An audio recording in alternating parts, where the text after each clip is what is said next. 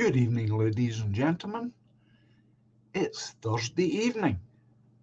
It is 9 o'clock. Time to gather in the Royal Library and have a live stream. But first, as always, a little music. Enjoy.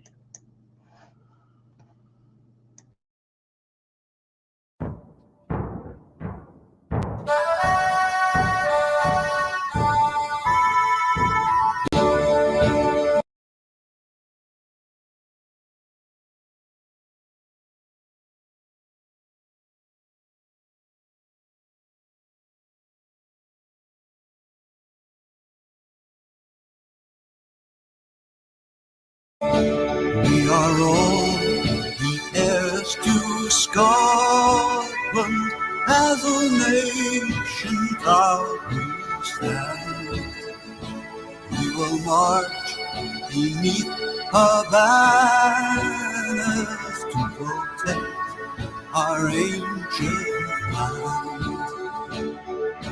In the glens and cities, there on every street are the living heroes no army will defeat.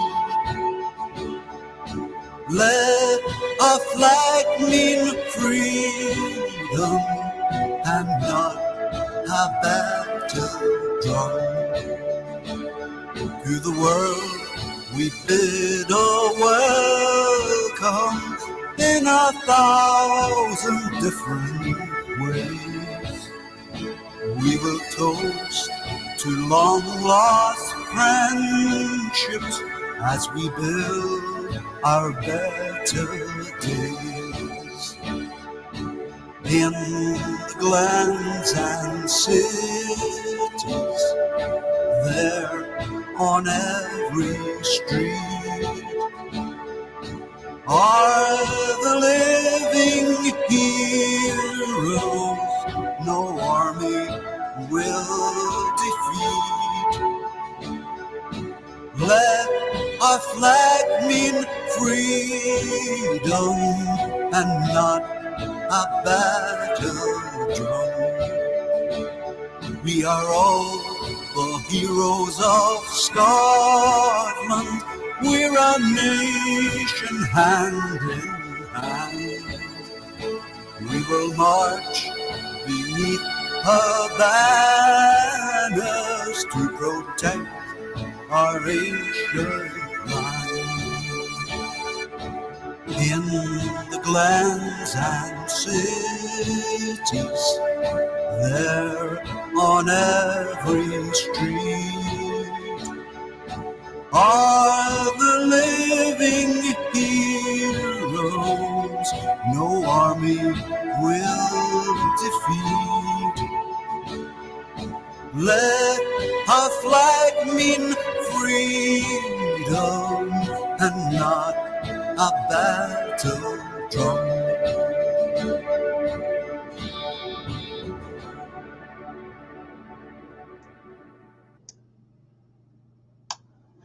Good evening, folks. Hope you're all feeling well. Weather today has been not too bad at all. Likewise with yesterday. So that's a big plus in this part of the world, let me tell you.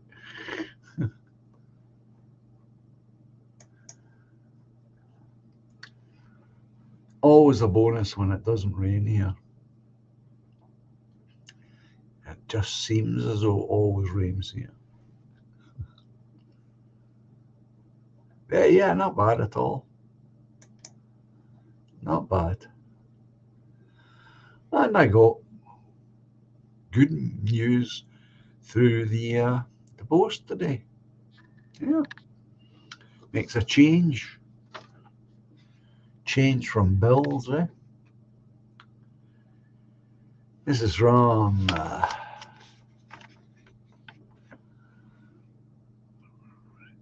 the court service. Yeah. I applied for an exemption. Good evening, Alison. From jury duty.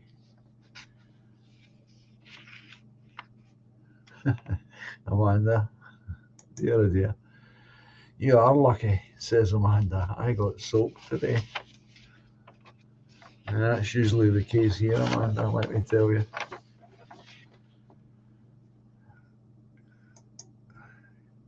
If you live in the UK, you should be dressing for weather, not for fashion.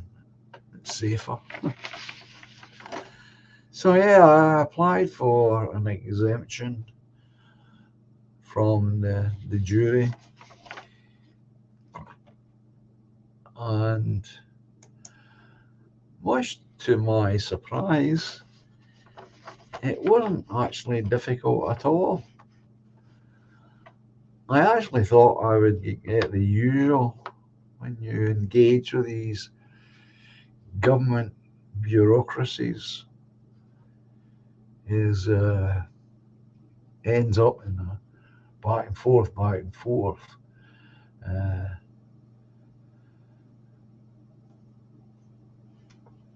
of resistance.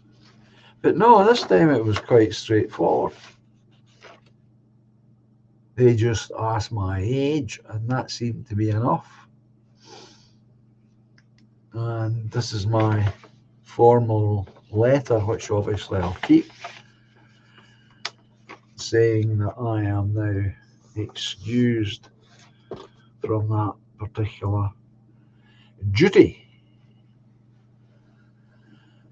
Good evening, Treble M and Skywalker.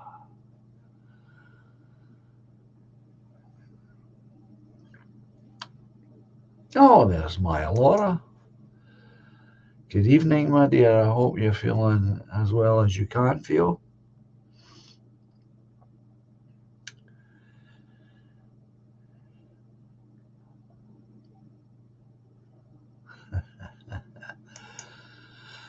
Nice one, Budgie. Dress for the slide, not the ride.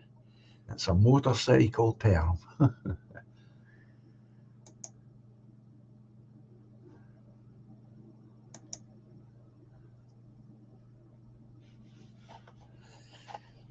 One of the things about the motorcycle terminology is the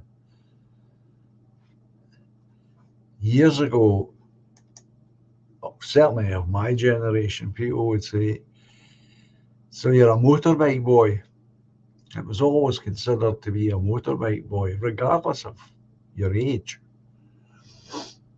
But I noticed that in these more modern times, so-called, that term is never used. It's avoided. In fact, I've noticed that both sides of the Atlantic. Yeah, you'll get interviewers saying the stupidest things. There's some, usually American, large American with all the denim and leather on, sitting next to his motorcycle, and they're asking, or they're asking really. They'll say, "So are you a motorcyclist?" I tell you, no, I dress like this all the time. But there's a serious point there that Budgie's making, of course.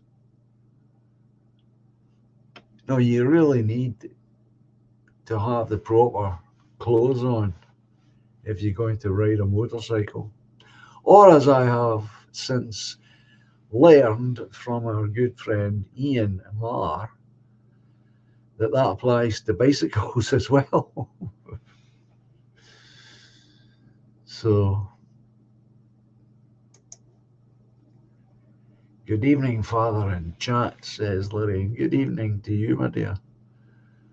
Hope you're as well as you can be.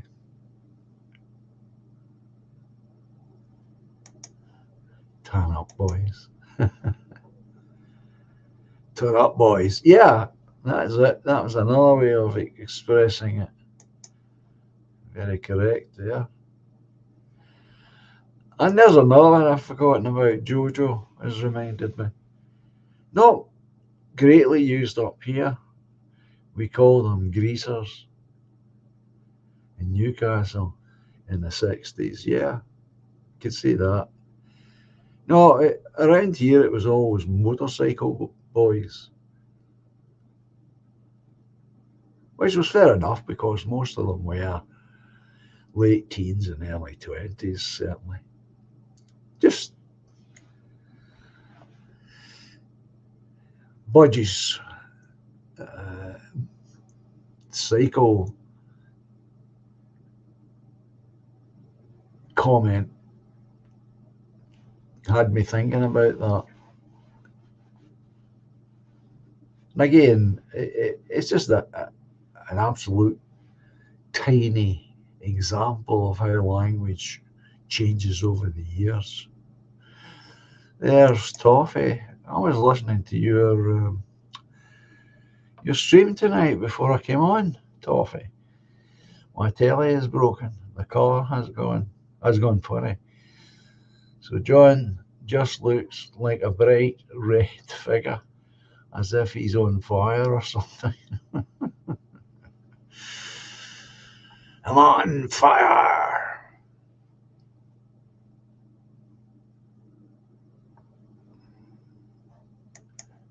Never heard that one before, Raymond. Grebo or skin, we used to say.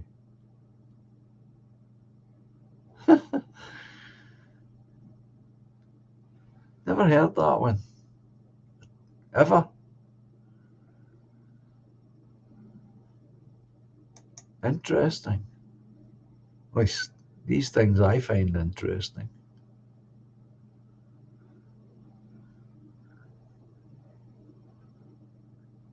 A superhero. Got to put that one up, Toffee.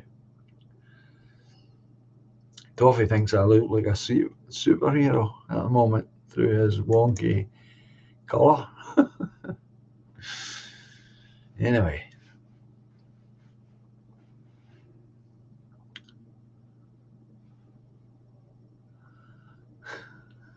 A Skinner Smelly. 1969, says Raymond.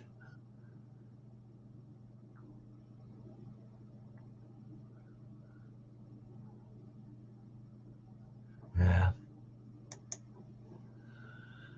That used to be a thing back then, the late 50s and into the 60s and 70s and beyond, didn't it? Mods and rockers. Summertime at the English seaside resorts, having giant fights in the front. I was getting to that, Toffee. I was getting to that subject. I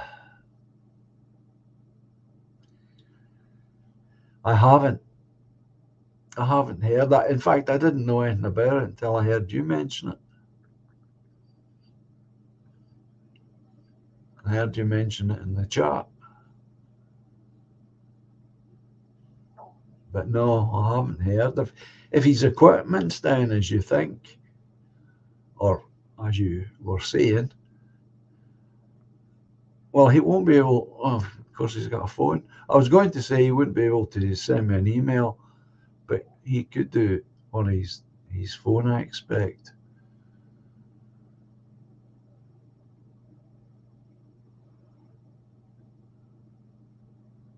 So I know. I hope he is okay. I hadn't forgotten Toffee. He wasn't out of my mind.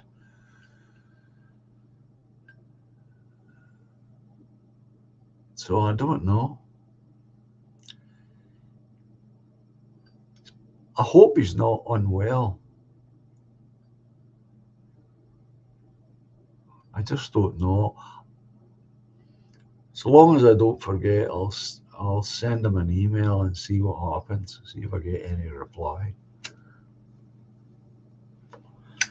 As you probably all know by now, Sensum is someone who answers his emails. If you send him an email, you get a reply. So if I send an email, there can only be, and he doesn't reply, then there can only be limited possibilities. It's as simple as his equipment's down for some reason, or hopefully not, that he is unwell. And that's about it. Now, I think I know him well enough to be able to say he is not a quitter. So don't even entertain anything like that.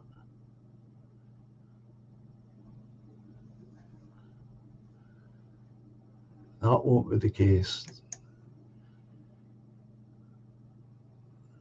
It can only come down to those two things, unless I suppose it's possible that he's had some holidays and he's gone off somewhere and given himself a break from it all. That's a possibility.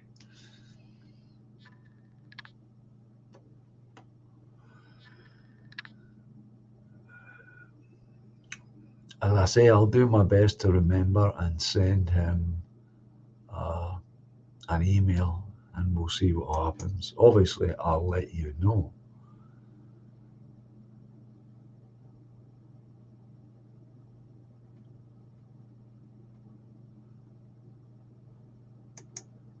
Absolutely, Skywalker. You can't keep a good man down. Common sense, says Skywalker. Quite right. No, you can't. That's why I say he might be off somewhere.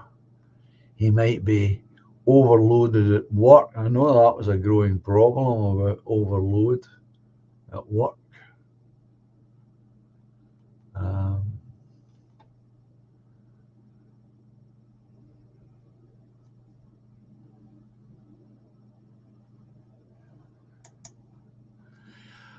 Well, again, October, thanks for reminding me that. You're quite right. October is reminding us he had a YouTube suspension, and he did.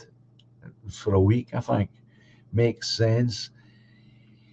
He's given it a rest for a bit. Well, that might just simply be the case. He's taken that week that he was not allowed, not allowed to express yourself, and tagged on a bit extra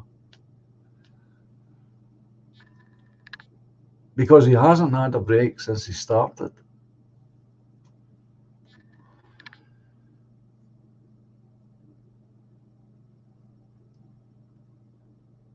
He's never had a break off since he appeared way back.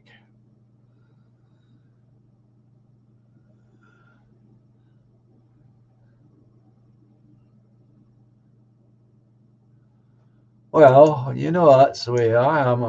I suspect, Toffee, that everyone who is the author of a channel like yourself or myself or any of the others, I think we're all the same. I mean, I've spoken enough times to sense them, backstage, so to speak, and we talk about that, how these are unexpected consequences when you open up a channel. You don't expect that to happen, and yet it happens. You begin to notice people because they're not there.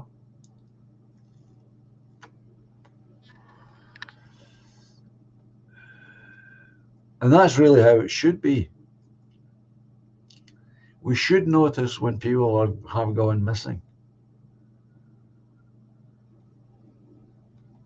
That means we're paying attention to who is in the chat.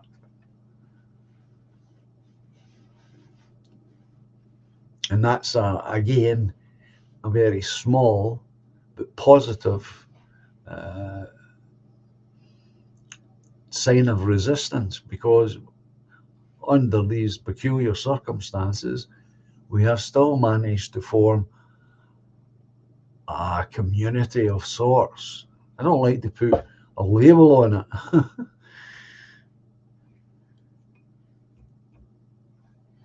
Good evening, Duck. I'm just talking about Sensor's absence from the airwaves, so to speak.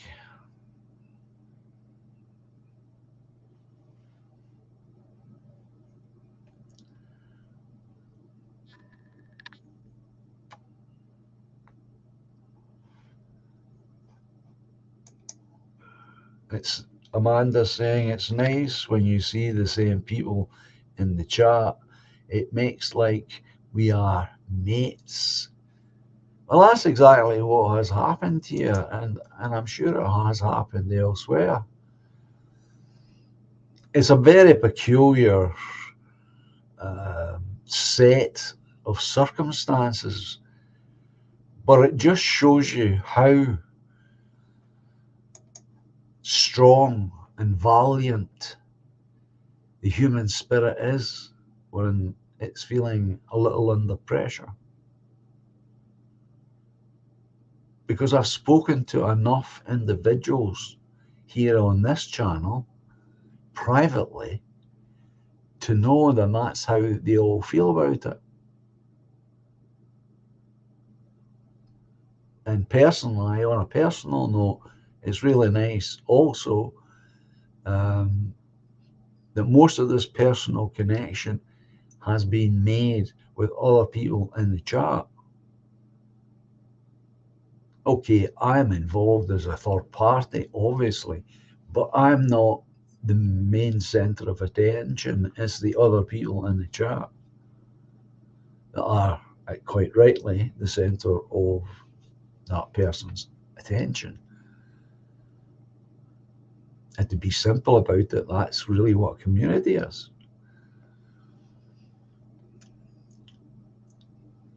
I mean, I was quite pleased when I heard Placas saying that he and, was it Dominic, if I've got my memory on, have met in the real world, going for an evening together, which is terrific. That's building communities. It's just we're starting a community, if you like, or like Toffee there, he's really starting a community because he's new to YouTube in this sense. So he's starting another branch of the community, and people will gravitate towards him. And it'll become the same for him. He'll start to notice if people simply, disappear. It's just it's a peculiar way that we've all had to meet. But from where I'm sitting, once it's up and running, it behaves and acts like any other community that you've ever heard of or have lived amongst. That's what's happened here. And that's why it pleases me that I am not the center of attention to this. And that's why what Toffee's saying here is correct. We are a community. And it just saddens me that this community has been fractured once more. And that's sad, because if you liken it to a real family in the real world, it happens to families. They have fractures, I have a one in my extended family. I'm not involved in it.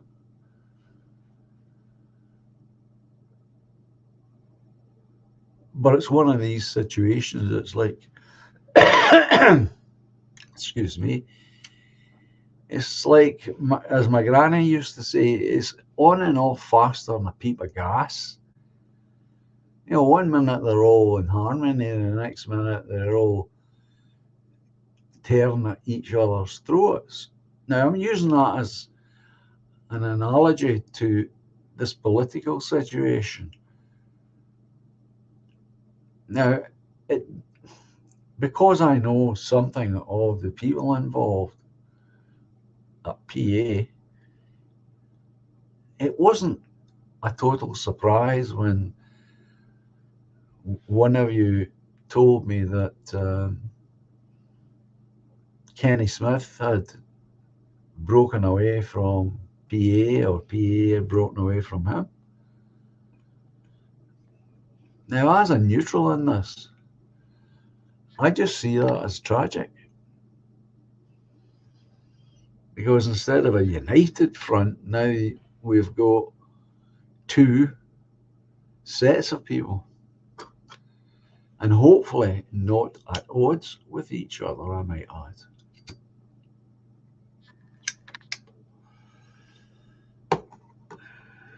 So that's unfortunate. That's how I see that. It's unfortunate. And it shouldn't be happening. That's what I would say. Because what I would say is we are at such a point in history that I don't think we can afford fallouts. I think any falling out that goes on should be repaired. And even if that means, you know, extreme actions, and I don't mean anything violent when I say that. What I mean is perhaps it might take one person to almost totally give up their position on something to make sure that the fracture doesn't happen.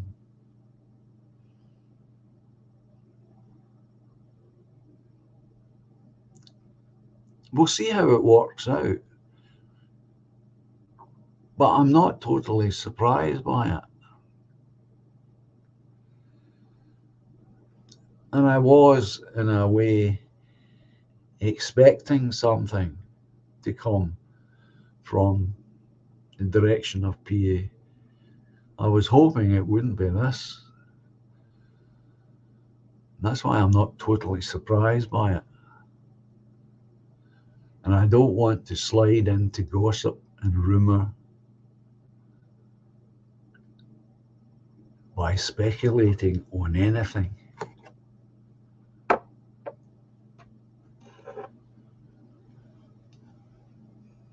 What I would say is try and take I would say to the parties involved, I'm not speaking to your good selves here, rhetorically speaking to the figures who helped create this split. I think they have to ask themselves a serious question. If I love my country and my people so much that I'm willing to become a political activist, then whatever differences I've got with this other person should come a very poor second to the very first inclination is, well, what can I do to help my people and my country? Because this difference I have with this other person should be small potatoes compared to the urgent need for organization and growth of organization or organizations in this case.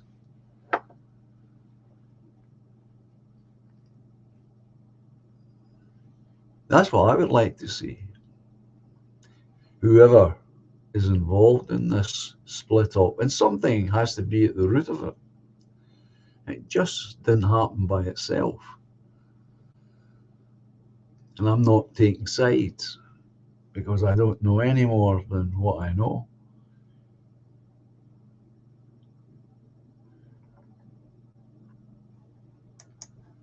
Well, actually, that's not true, Exiled. I beg to differ violently. Differ.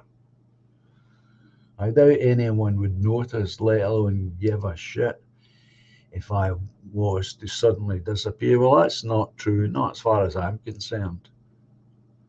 I would notice. Other people on this channel would notice. It would become a concern. And after all, Exiled, I know a little bit more about you than most people in the chat there. So my concerns would be a little higher than theirs. You believe that or not, it's true. You would be missed.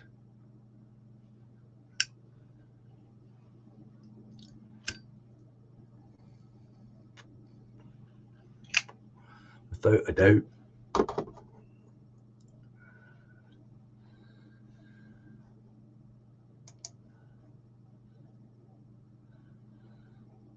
It's not always me, incidentally, as you well know. It's not always me that first notices someone's not here.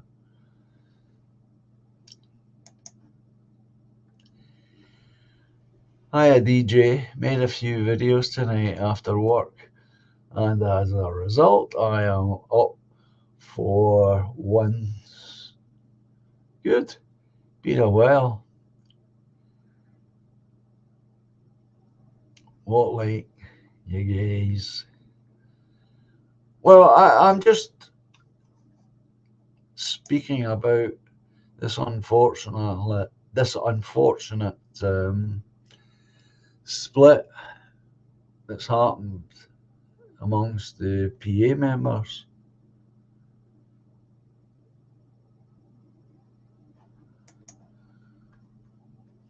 Steve is adding more about Sensum, which is a concern now. I'm getting concerned.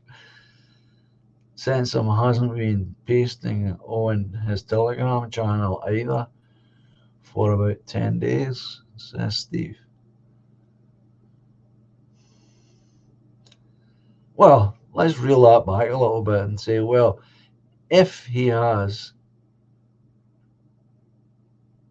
been suspended, as we know he was, then maybe he just decided to give it all a rest for a while, and that would include that Telegram thing.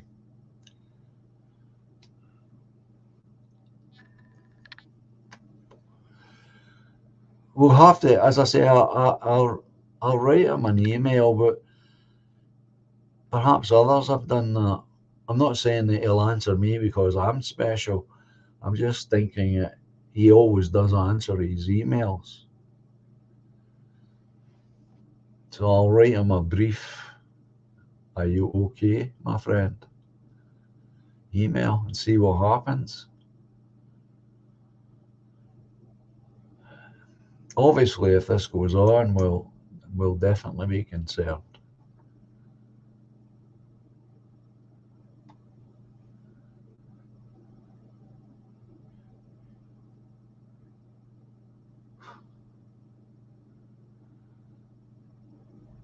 So I hope you're keeping all right, DJ. I was listening to you there recently. Noticed a big change, which was good.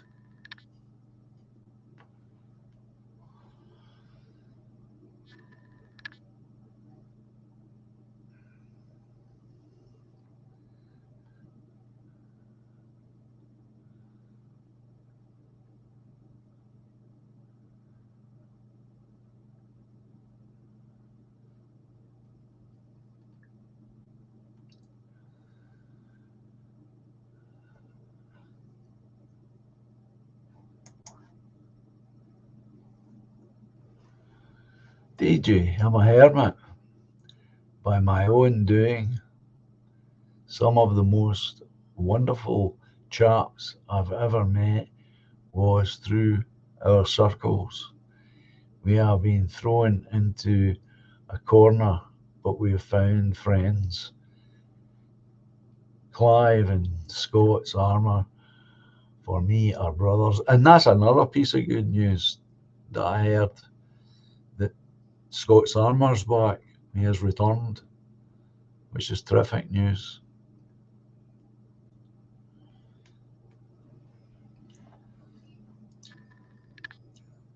Badly missed.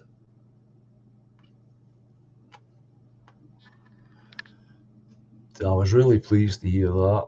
I thought that was really good.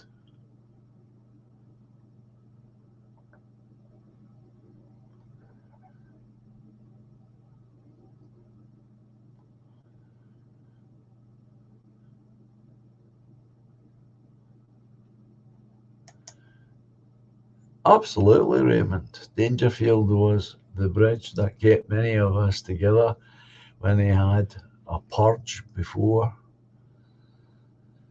We are now out, and there are now a new hubs evolving. Yep. You see, that's the thing about the truth. You can't keep it down forever. It will always make its way out. Always. Always has done. Always will do.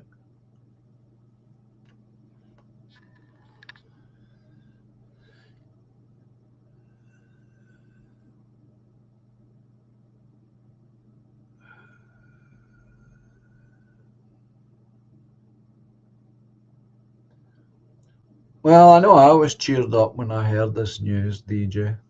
I know you're talking to Jojo there, and I thought that's great. He's safe. He's okay, and if he's coming back, he'll no doubt take his own good time about it.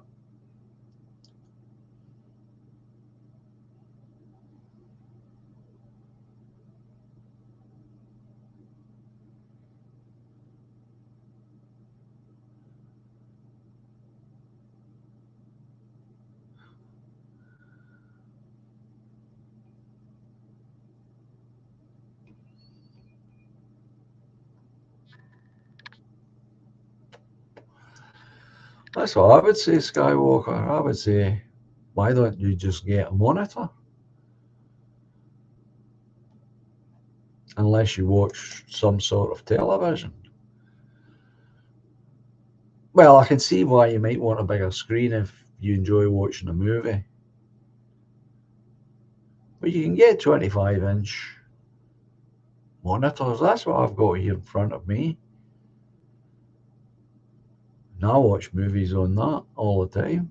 Never in the front room now.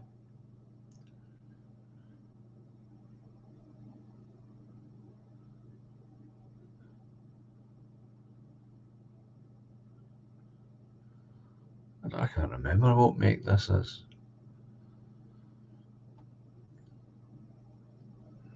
Son picked it, of course. I think you'd be better with a monitor. Because I'm going to assume you don't watch much TV, if any. So why pay for electronics that you're not going to use? Oh, by the way, I forgot to tell you, talking about television, on the 17th of May, I am going to be receiving my very own personal agents from the television licensing people coming to the house on the 17th.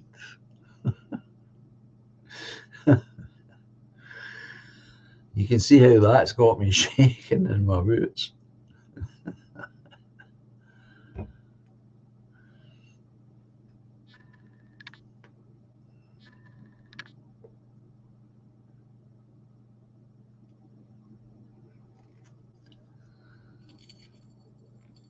Speaking of TV,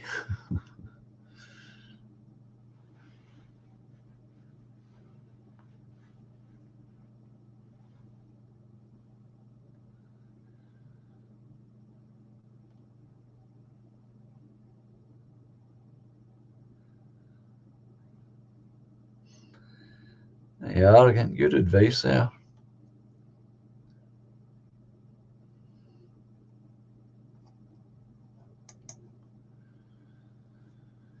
DJ is adding to, that's why everyone needs Telegram. Most folk are on there.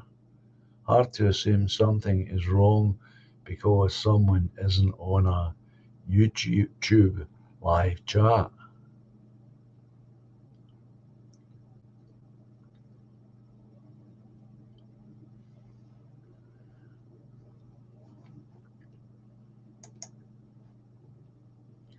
I only say that because it's not like sensible not to be around. But if he was put off for a week, then that may just be what's happened. He's decided to take a break.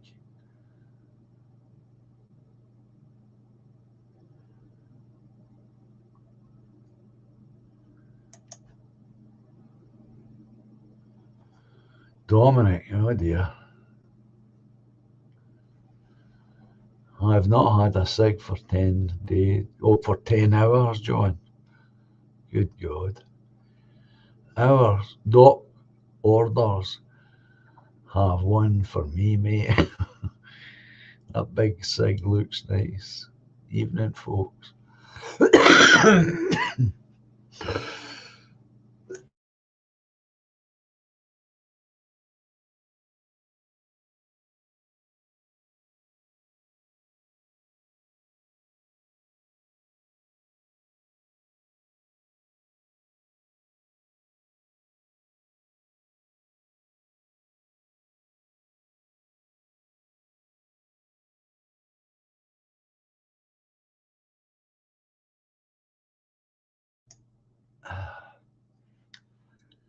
Well, you see, I've got the cough.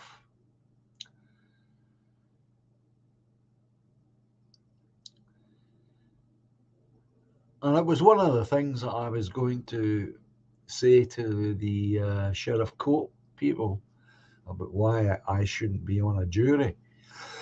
If I was sitting in a court for 2 or 3 hours, nobody would hear very much with me and my coughing, including myself. And that wouldn't be fair to anyone. But my age seemed to be enough. So that's good that I'm not going to be doing that.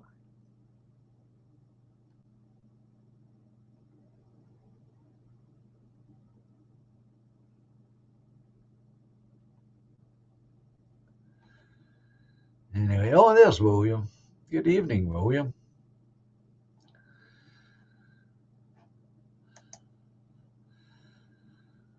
And I found the film, by the way. I haven't yet watched it. I just watched the trailer.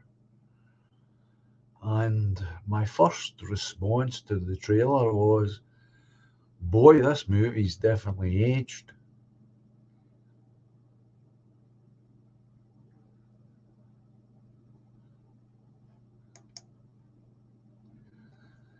DJ saying taking a bit of a break, living quiet. Yeah, that's a distinct possibility because he hasn't been off since he first started his channel. He's never been off. Even when he's been on holiday from his job. And as you know as well as I do, I mean, he guesses all over the place all of the time.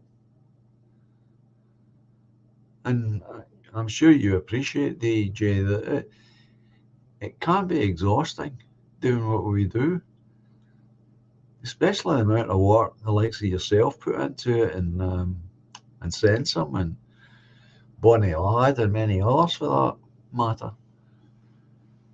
It takes a lot of time to do some of this stuff that is already being done by people like William. I mean, I dread to think the hours he puts into putting these shows of his together. It's quite amazing. like yourself. So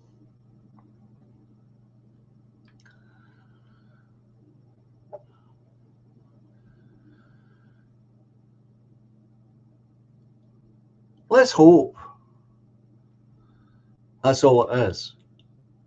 As I say, if I still remember when I finish, I'll put together a very short email and we'll see what happens.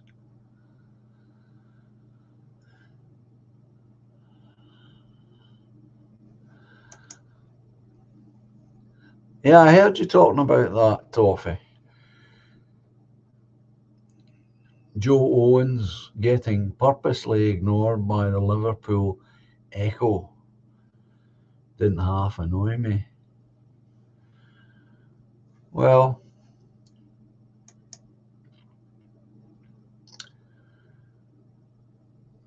you've got to, in my experience of dealing with local press, although I've dealt with nationals on occasion, but more often the local press, is you've got to impress yourself on them. Now, I can't speak for what happened to Joe Owens, what he did on his side of things. But my experience tells me that had I not done anything last year for publicity, I wouldn't have got any either, I don't think, because nobody came near me. Because what happens, folks, is, if you don't know, is once your form goes in, completed as a candidate, certainly around here, but I think it's a legal requirement. The local authority has to then print in the local press who's standing for elections. And that's as much as I would have got last year had I not went ahead and invented a reason that they would have to cover it. Not complete invention, but the presentation of it all with the balloons and all this, and a prize and what have you. If you go to the local press with that kind of potential story for them, they can't ignore you. But you have to do that. They'll definitely not come to you. And it's got nothing to do with the politics of the matter. Although in his case, I should think that he is so well known that they would know what his politics would be anyway. And that might have helped keep him away, of course. I don't know enough about it. It's certainly biasness, first order, without a doubt. That's what it is. I myself have got a different relationship with the local press here. And I've said before, and I didn't plan this or even expect it, but when I went ahead with that publicity last year, I ended up with a television interview, national television interview. Not that I saw the thing. I didn't. It was Alison that told me. She saw it. And that was done sitting here through the miracle of modern technology. She recorded a private stream and then edited it. And that's what appeared on national television.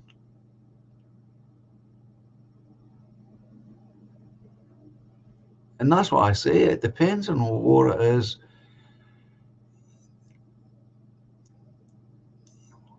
Or or why you approach them, should I say. Why do you approach them? In my experience, if you go there with a ready-made story, they'll take it because they don't have to do any work. You've done it for them. Now, if I were to go in another election, well, I couldn't use that. Oh, it's to celebrate the parties coming into the real world, and standing for election for the first time. I'd need to come up with something else next time to get that same kind of publicity, because it won't come to me.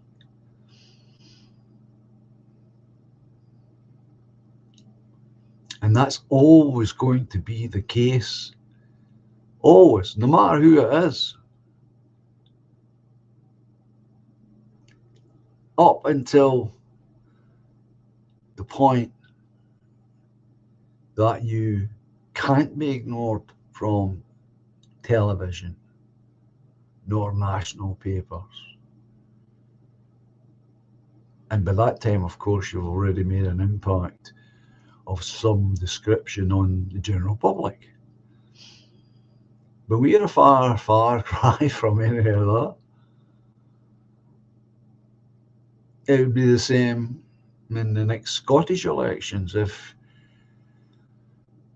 we had a candidate to put forward, all the work would have to be done by party members and volunteers. And how would you get the press involved? By the same tactics. Because even in the Edinburgh elections, they don't do any extra cover. Because the days of having the candidates in the town hall and a live audience to be questioned has long since died.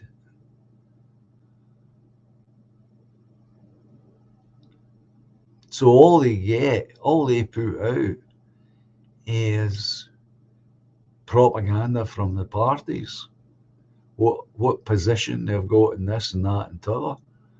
But it isn't much. Nobody gets much these days at local elections. And that includes the councillors that are already on the council and are standing for re-election.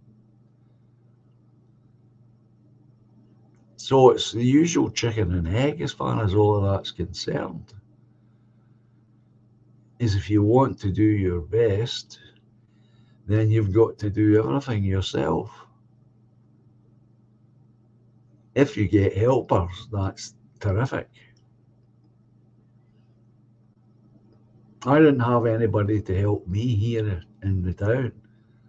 As I've said before, Alison holds a full-time job. She works all day.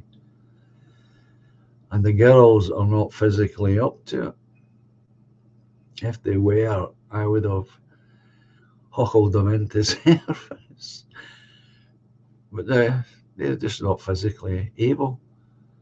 So all the flyers that went out, I put them out personally. But as I said before, I just leaned on my experience as a postman, and that helped enormously.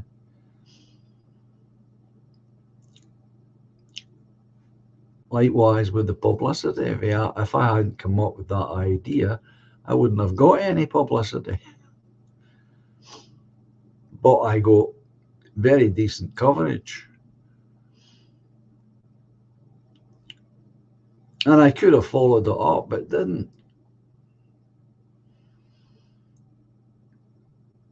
I didn't think there was much mileage in following it up after the election results. And that's the way it's going to be for a long time. The political side of it is, in my estimation, tougher. than trying to save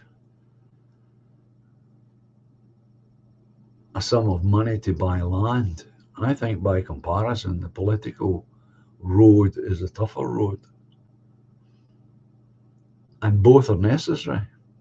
That's without a doubt.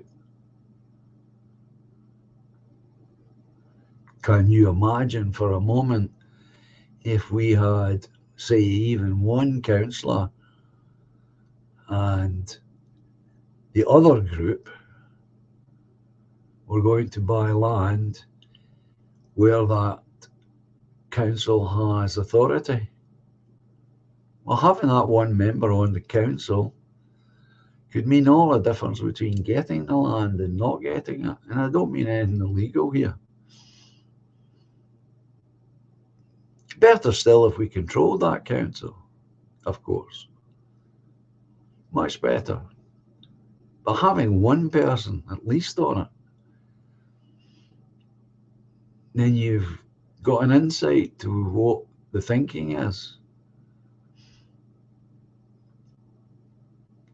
And that's why these two things can go together without any competition between the two.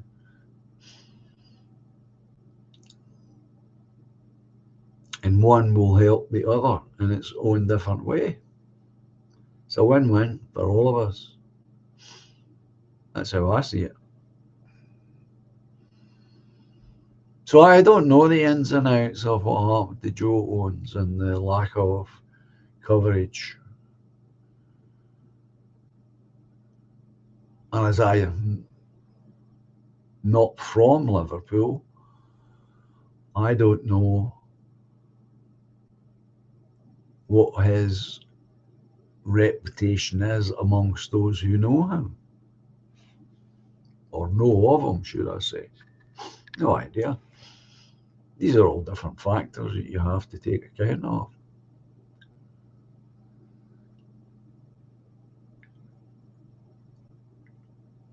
I think, unlike myself, I think Joe Owens wouldn't need any, or he wouldn't need much of an introduction in the area where he is.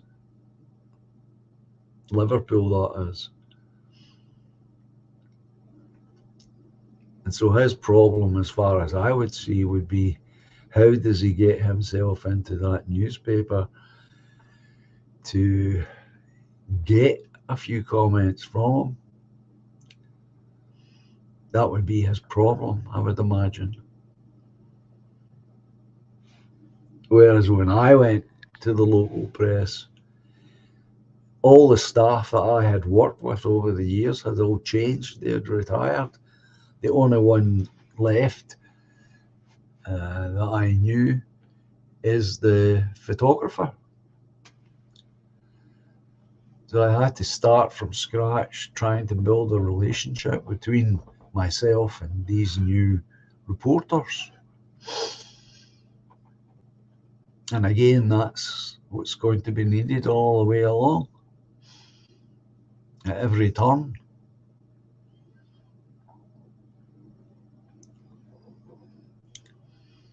Because unless you've got huge sums of money, how else do you get your message out to a wider population?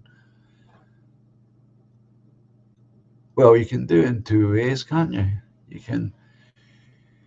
can grab a public place and stand either with your own voice or a bullhorn and say what you've got to say. That's one way. Or you can put flyers into local newspapers and have them delivered via the newspaper. Or you can go to the post office and pay for them to put one through every letterbox. But it all costs money. So my approach has always been present them with a story, and that means they don't have to do much writing.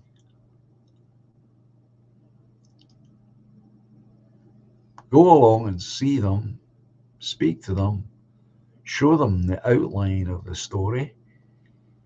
And if you can guarantee them a 2-part story, it's even better for them, because they're always working ahead.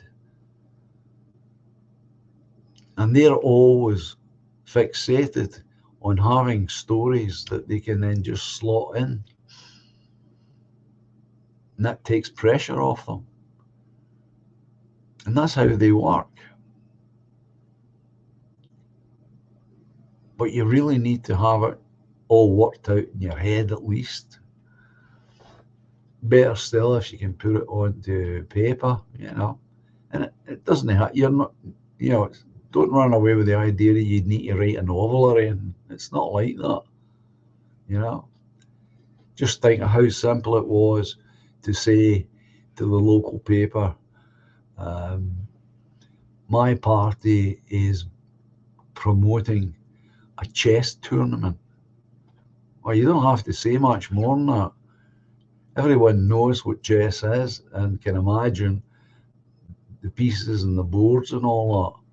And they know what a tournament is. It's a competition. So you don't have to write very much to say, we're promoting a chess tournament, and here is where we're going to hold it. And that's all you need to do. They fill it all up. And this present crop of reporters on the local paper, the younger of the two men, uses a dictaphone. So he's just recording the conversation, and then he turns that into his little story.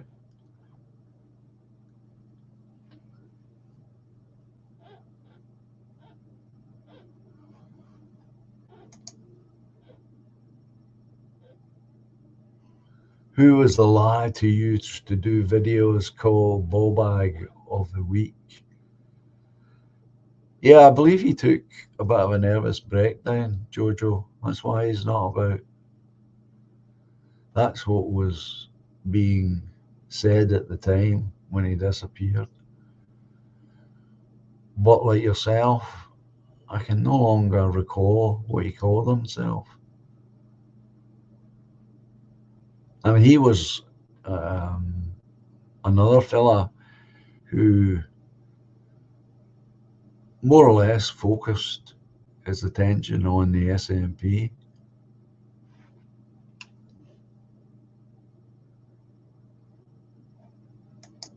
He was good. But that was the... There it is there. Calamity.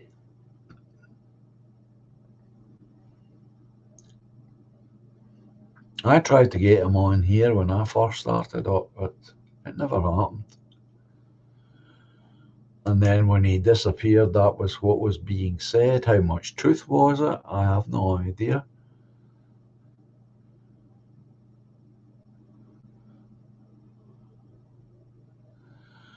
Don't know anything about that, Toffee. I like Calamity, but he said some out of order things to Clive. Well, I don't know. No comment.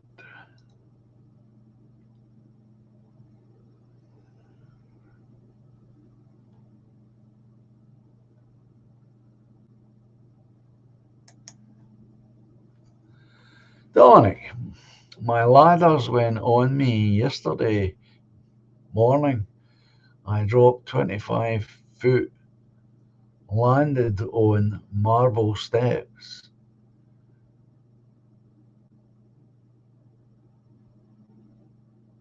Wythenshawe Hospital told me just a sprain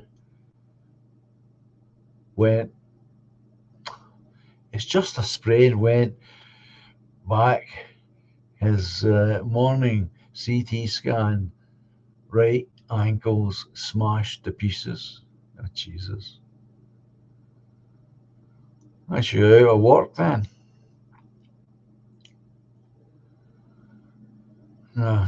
Makes more sense now. My ladders went on me yesterday. Yeah. The other thing I worry about ladders now, and it's an age thing. I swear to God it is your ladders that way, right? And you're at the top, and it begins to slide down as you go scrape down the wall. Oof.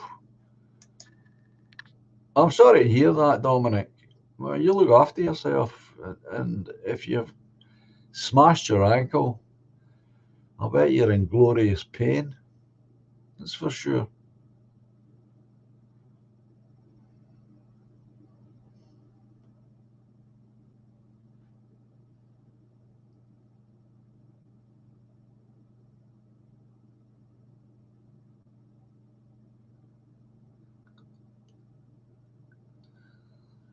Yeah, you're right, Trevor M. He did mention it in his video. Joe did say in a couple of his videos, and Trevor M sent me them, that the Liverpool Echo was ignoring him in the run up to the election. Yeah, he did say that. You could see he was angry and frustrated by it, obviously.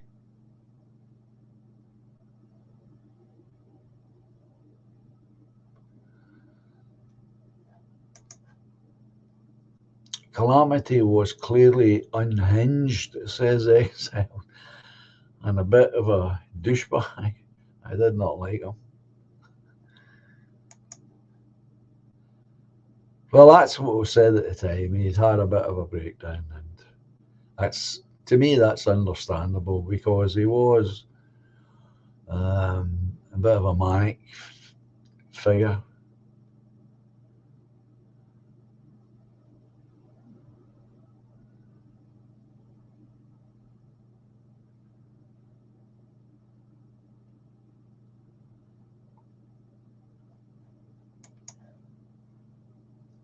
Raymond, good grief.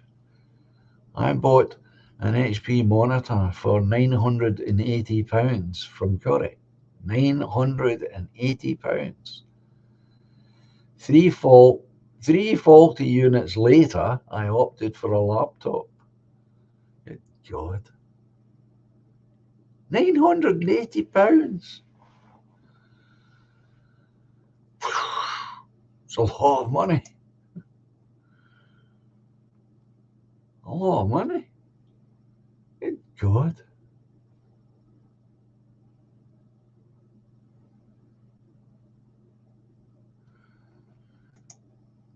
All right, Steve, I didn't know that. Calamity used to hang about online with We Got a Problem. Yeah, I used to watch him as well.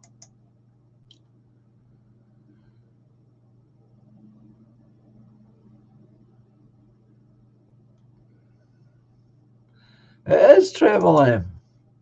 I'm saying he's going to be in glorious pain. Bound to be.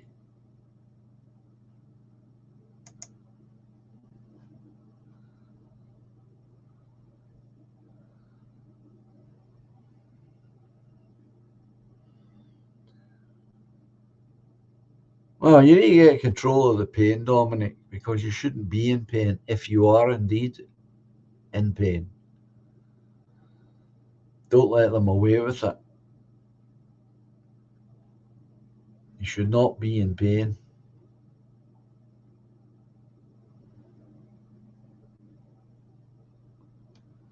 Well, they're having another sale yet again, Jojo. Curry's have got a 32-inch smart telly on offer, £119.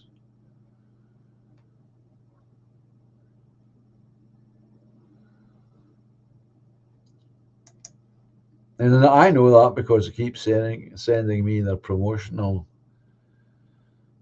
emails.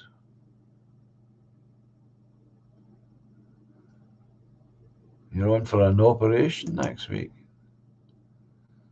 Next week. Needs swelling to go down first, yeah. Will do. Oh, you must have done a great job on it then.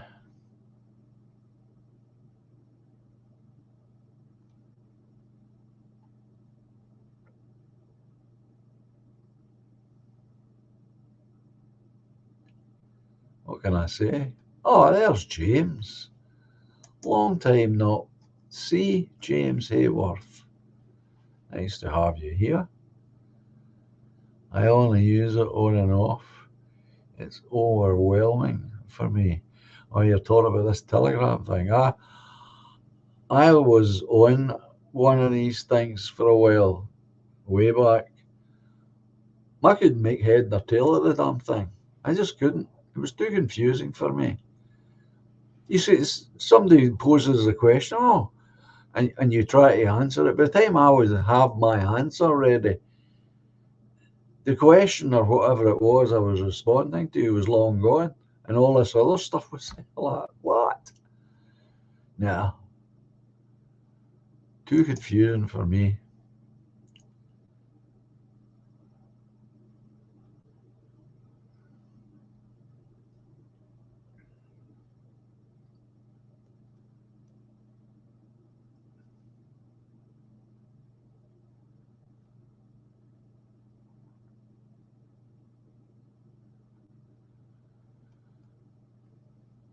I wasn't with it. I had it for a while, but it was simply sitting on my desktop. I never used it.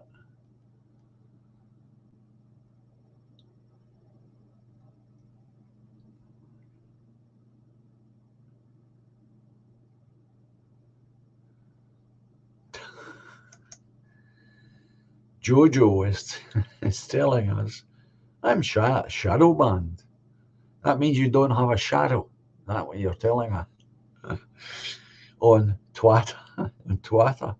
I'm shadow banned on Twitter, so don't use it much. So I mainly use Gab. I think some of these other platforms, I think they're really honey traps. I do. I think that's what they are, essentially. Honey traps.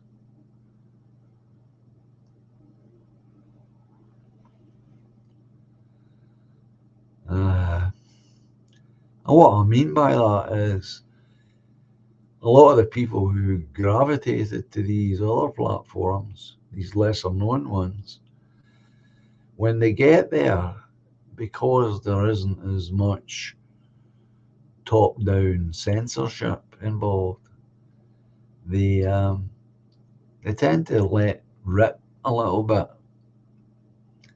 And I think that's where the trap is. It's an easy way to gather information about who might be a potential bother for the regime because people would respond that way. I mean, I would do it myself if I were to move. I feel a bit more relaxed about what I can and cannot say, and then say something that I shouldn't say, and then it's out. That's why I think there's something of the honey trap.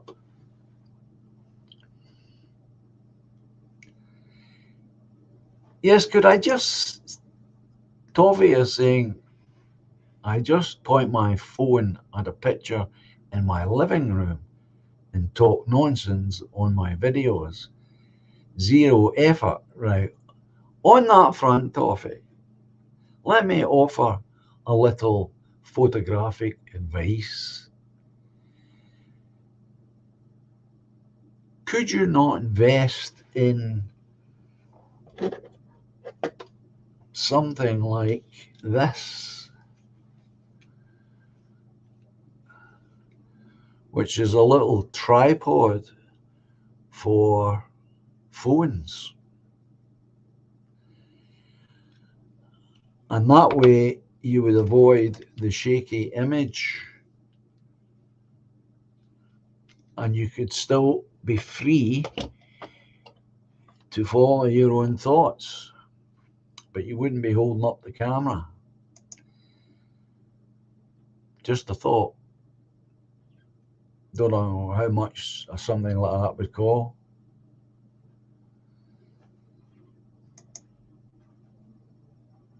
Or not buy a tripod at all, but find some way of supporting your phone, which is what I'm assuming you're using.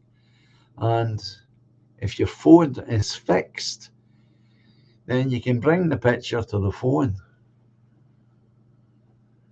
and get a steadier image for the viewer. That would just help a little bit for the presentation of the material. I mean, you were going on about Serbia and Croatia.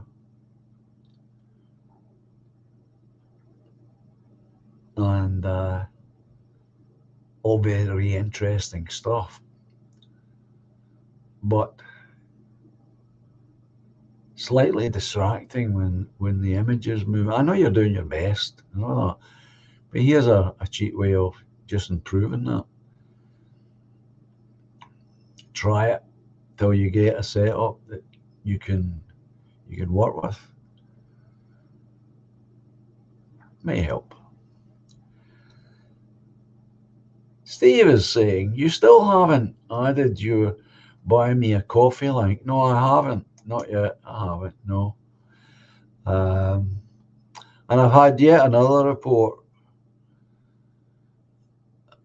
quite out of the blue, but I've received another report that the PayPal account isn't working again. So that definitely has sealed the fate of PayPal. It will be non-existent soon, and all money will come through Buy Me a Coffee.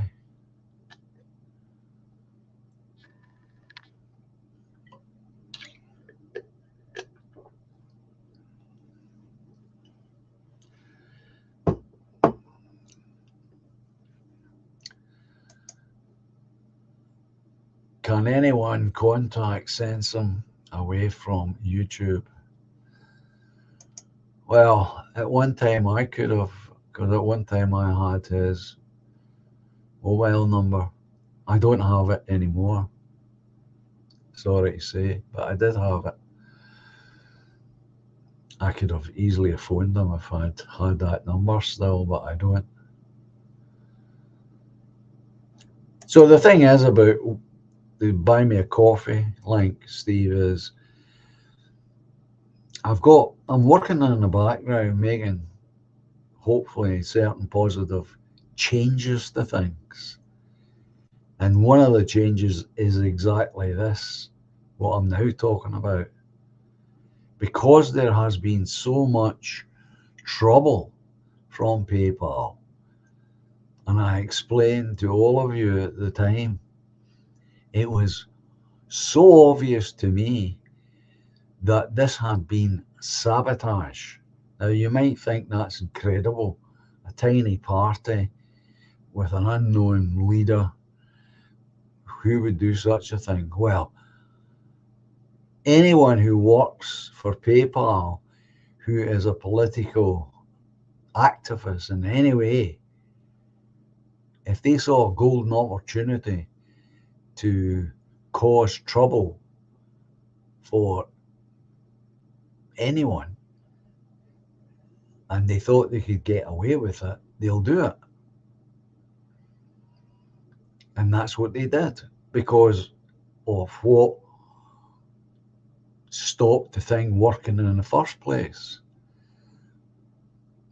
And the thing that stopped it in the very first instance could only have been prosecuted by someone inside PayPal, because the only person that has access to that account is me. And you would need more than access to the account to do what they did. And that's how I know it was PayPal. But I let that slide because I thought if I start complaining about this, it'll only stir up even more trouble in the future. So I let it lie. And then for a while, it seemed to work. But now I've been told it isn't working. So that's it finished with. So when I renew, when I put up Buy Me a Coffee link again, it'll be the only way people will be able to join the party or donate personally to me will be through that Buy Me a Coffee, because that has the advantage of it doesn't have any bank details. So it doesn't know where the money's going, and it obviously doesn't care. They take their cut, of course. But from my end, I just have to put in my credit card details, and the money's transferred to it. But they have no record of where that bank account is, not permanently. So that Buy Me a Coffee has always worked, has not produced any kind of upset since I started it. And so that's the way forward, is just to have the one, which allows me then to get rid of the website and the domain name, which I'm presently paying both out of my pocket. And that's why I still haven't put it up, Steve and everyone else, because I'm not quite where I want to be before I put it up. And I knew when I mentioned all of this originally that somebody in the chat is going to reach out and offer help, and it was William. But I knew someone would do it, and that's why it wasn't there, so they couldn't. Because obviously, if I put up the link, I can't prevent you then from making a donation. So that's why it was all taken away, so that nobody could do that. Because that's not why I brought the whole thing up. As I said to you before, you have to be patient, because I am working on things in the background. And I don't disclose it until it's done.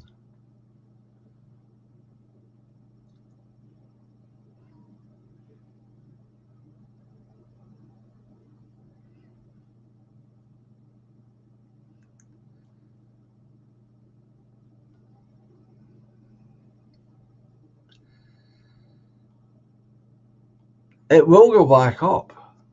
Don't worry, it will go back up, Steve. Not for my sake personally, but for party business, and that's what I've said already. I've taken that little aspect from Woodlander, that once I'm up and running, so to speak, people who can't afford £20 can pay up their subscription, because PayPal nicely divides into £5, as you all know. So somebody wanted to join but could never get the 20 together or keep it long enough, could simply over a short period or a longish period buy 4 coffees, and that's your subscription paid. And that's why it fits in nicely.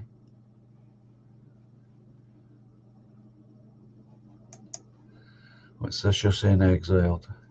Just thinking of something completely random here. It was the first time we spoke on StreamYard back in 2020. For some reason, you said, "Hi, Joan." It sounded American. Hey, Joan.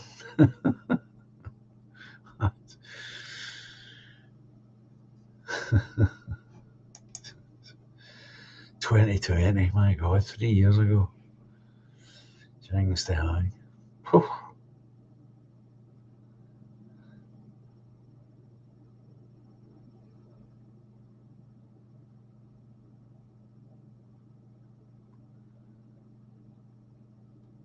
Oh, that's a shame, Raymond. My dog's back legs are nearly gone. I have to lift them up and cycle his legs to get him going. Heartbreaking? Yeah, it must be. My sister's dog's got arthritis, a touch of arthritis. So I don't get to see that dog anymore because he can't do the walk from where my sister lives to where I live.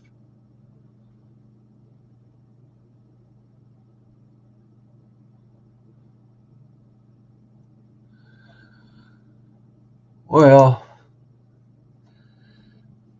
just saw a video there, says Toffee. The Irish have had enough of the boat people. Good on them. I say this with no wish to raise anyone to action.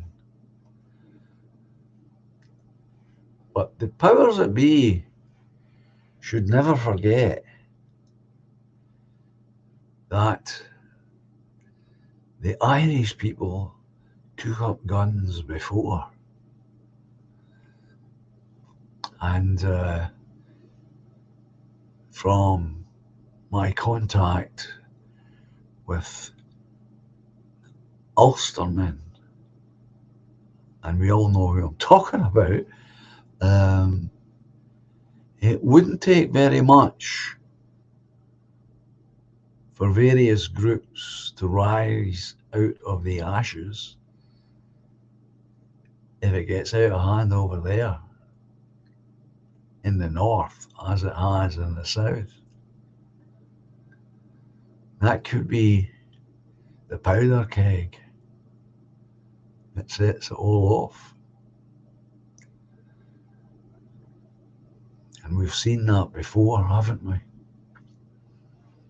Only it won't be a religious division.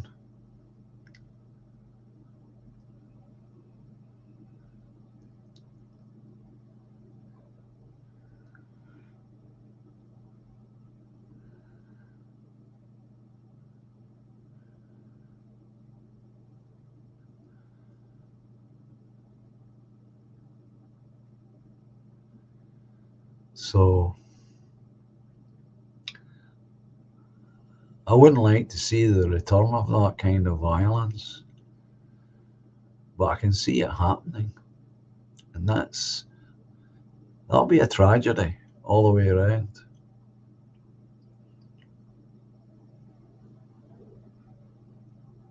And perhaps that's why they've not had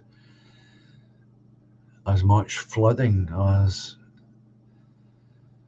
the people on the other side of the border. I don't know. But it's the way I have been thinking about that. Why is Ulster, why hasn't it got higher numbers? And it may be that, simply that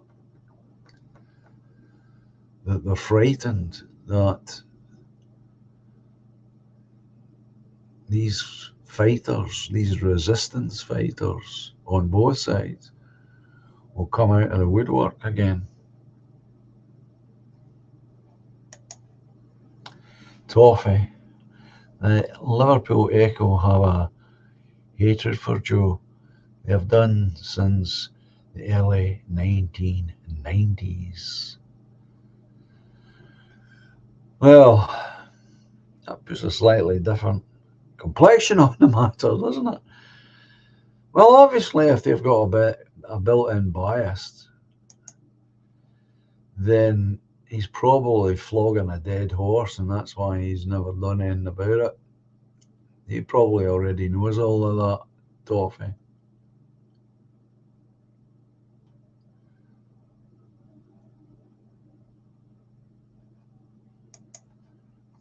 Treble M is adding, John, you're a political party. Joe Owens is an independent. They probably can ignore him. Well, you may have a point there, Treble M, because the independents here did a very smart political move, and I applauded it. And what they had done is they had got together, see, collectivizing. They collectivized and bought space in the local paper, and they had each of them a photograph, a nice photograph of each of them, and a short piece about what they were standing for and which ward they were in. But they bought it together, they collectivized. And so you may have a point, perhaps that's why they did it. They realized that they wouldn't draw any kind of attention from the local press.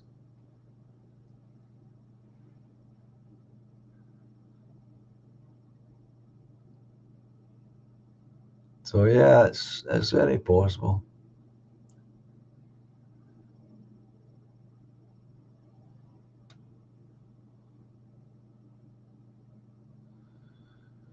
You're going to travel, Raymond. You're going to travel the highways and byways of the world, are you? Sounds exciting. I think I'm a bit old for that now.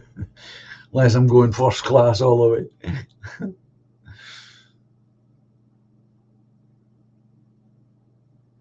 It does, doesn't it? A real adventure there.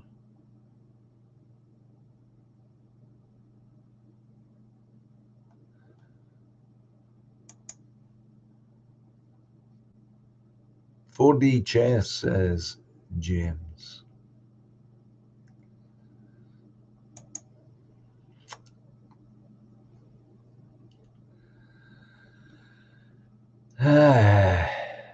So there you go.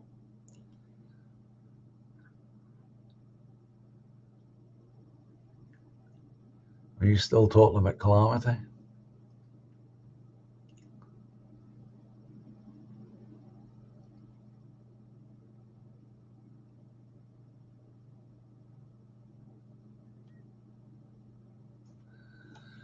I'm getting way behind here in the chat, folks, as usual. Oh gosh.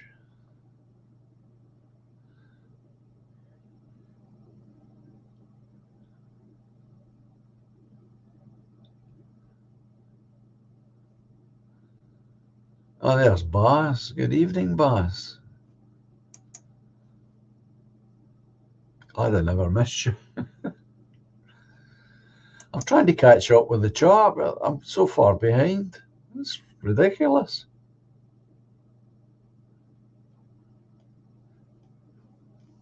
Just can't get a hold of what you're talking about.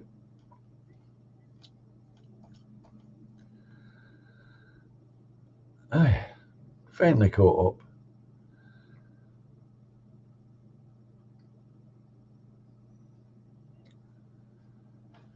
Right, time for another video. I give up.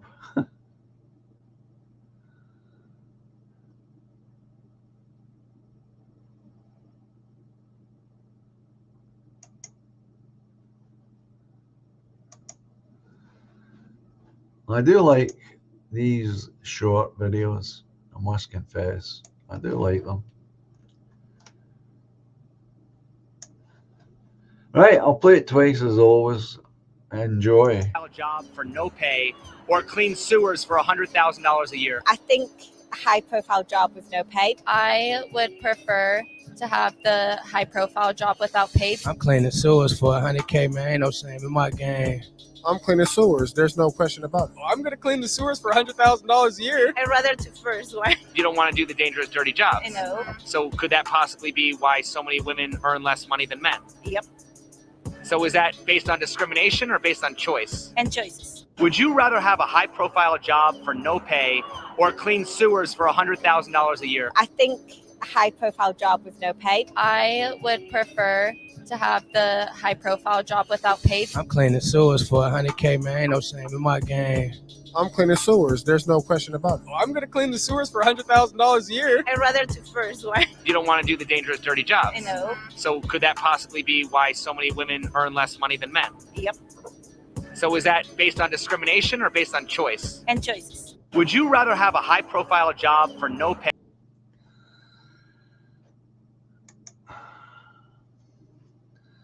Raymond is saying, John, I'm old, mate. I'm not going to end my days in a stinky old people's home. There are too many reasons not to travel.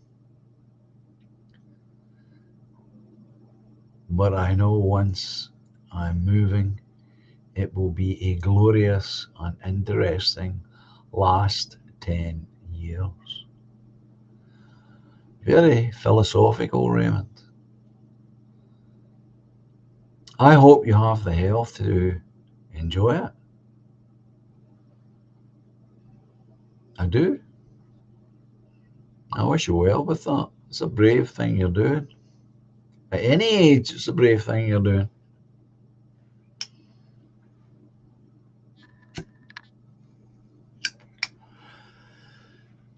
But you're not leaving us just yet. Not just yet, man. Hang on.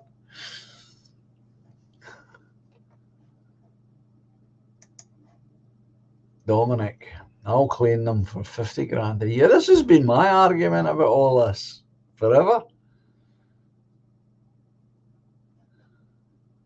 Yeah, there's a great idea from Steve Raymond. Although he's using a more familiar term, a remando. You'll have to make a channel and take us on your travels. That would be amazing. Alison did that when she was on holiday, remember? She was sending back photographs. You could do that. Or you can get really sophisticated and, you know, do the traveloguing, talk as well. Don't worry, I'll think of things for you to do, Raymond.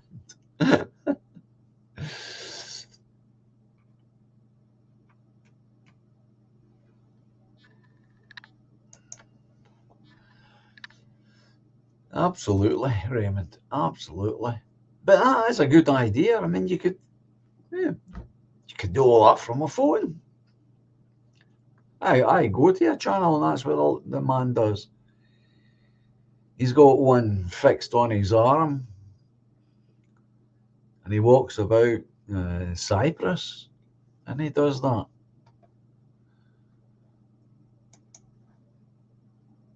You could do that. There you go. That'd be your career for the last part of your life. Build a library of your adventures abroad.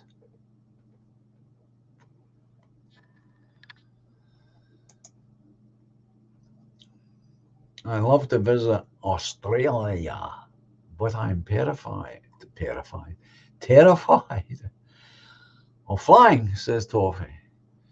Well, I think you should be more terrified of the multitude of creepy crawlies that live in Australia that can actually kill you with a bite. That would be my concern.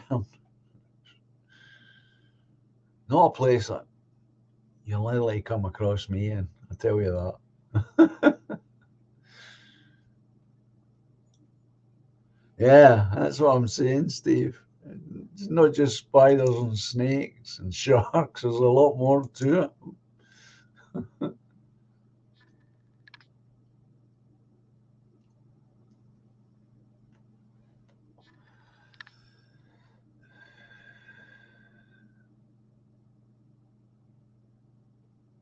So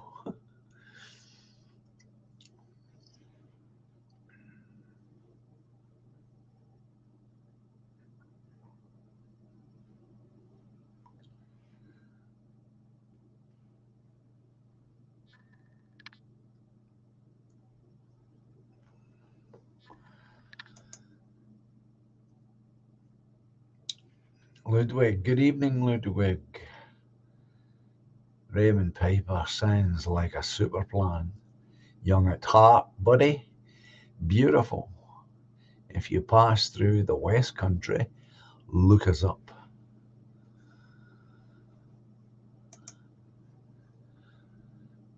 Yeah, and it's better if you don't make it too tight in terms of timetables and all that sort of stuff, you know. That's how I did my motorbike tour. The only thing that was planned was the ferry from Wales into Southern Ireland. I had to be there at that given time. Nothing else was planned in between. And there was nothing, it was the same when I got to Ireland. The next deadline I had was getting the ferry back from Belfast. And again, that was done deliberately to take me into the northern part. Trouble is, or the trouble was when I did it, the British military were still on the streets firing real bullets when I entered Belfast about 12 o'clock at night with a curfew on. Yeah, not so much brave as more stupid. Of course, I was away from it all, you know. I'm not thinking of anything like that. And of course, if you enter any place at around 12 at night, it's pretty quiet of traffic. So I never thought anything about it.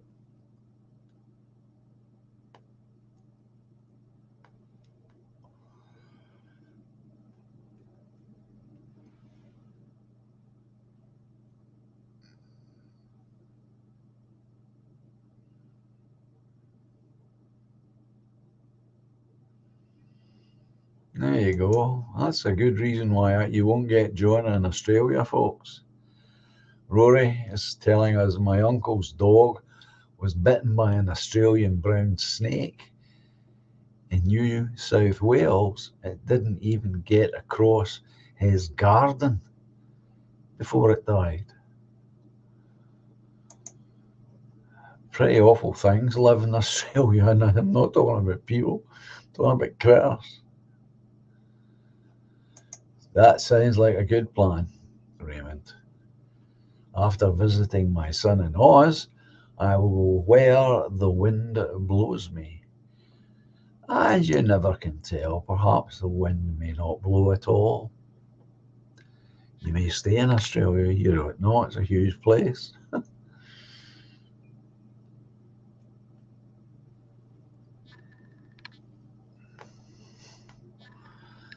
Never heard of Crocodile Central, Glasgow, says Skywalker.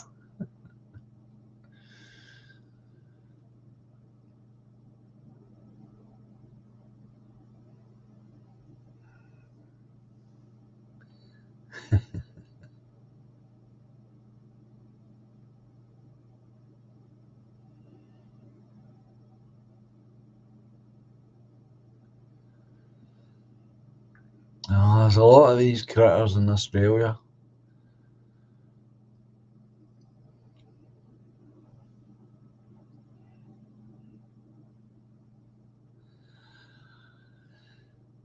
Well, we all are in our own ways, Toffee. I'm surrounded by snakes in Liverpool, he says, of the human variety. Yeah, they're everywhere. They're everywhere.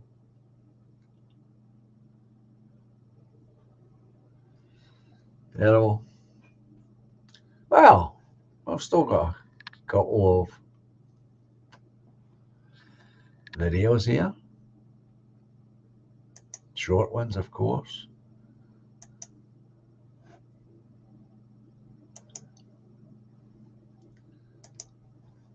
So, have a listen to this one. It's our favorite folk, feminism. I'll let it play twice as always. For no pay or clean sewers for $100,000 a year. I did play that one. Sorry, folks. I must have lifted it twice. Let me see what else we've got.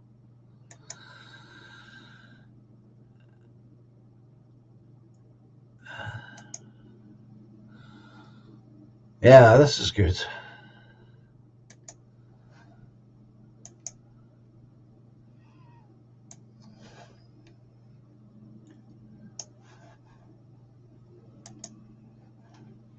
Enjoy.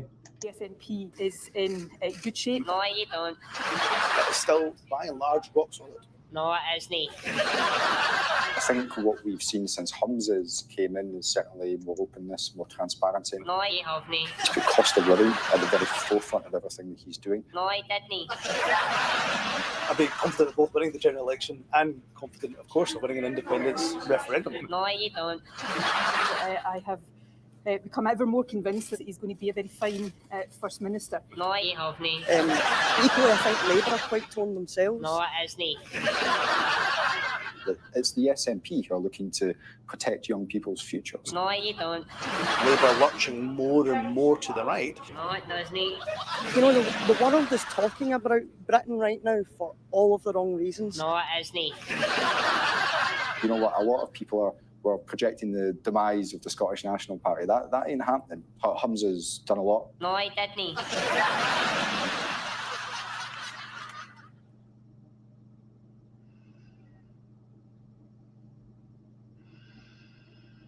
Mercurius, of course.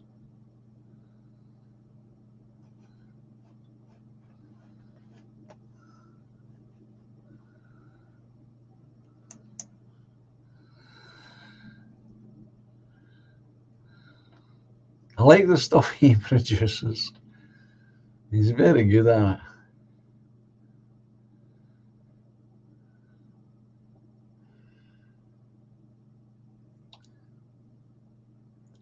You like that one?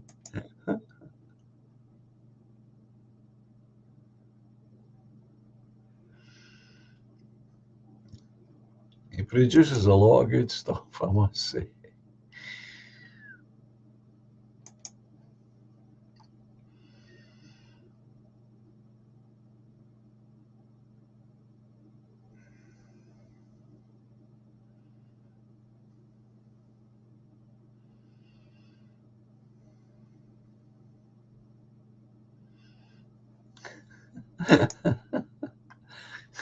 Doc, even that guy's face, he knows he's lying.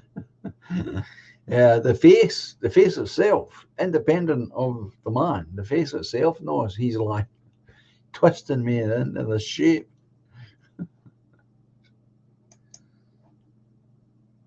Houses. Yeah, obviously from a much earlier piece about something or other.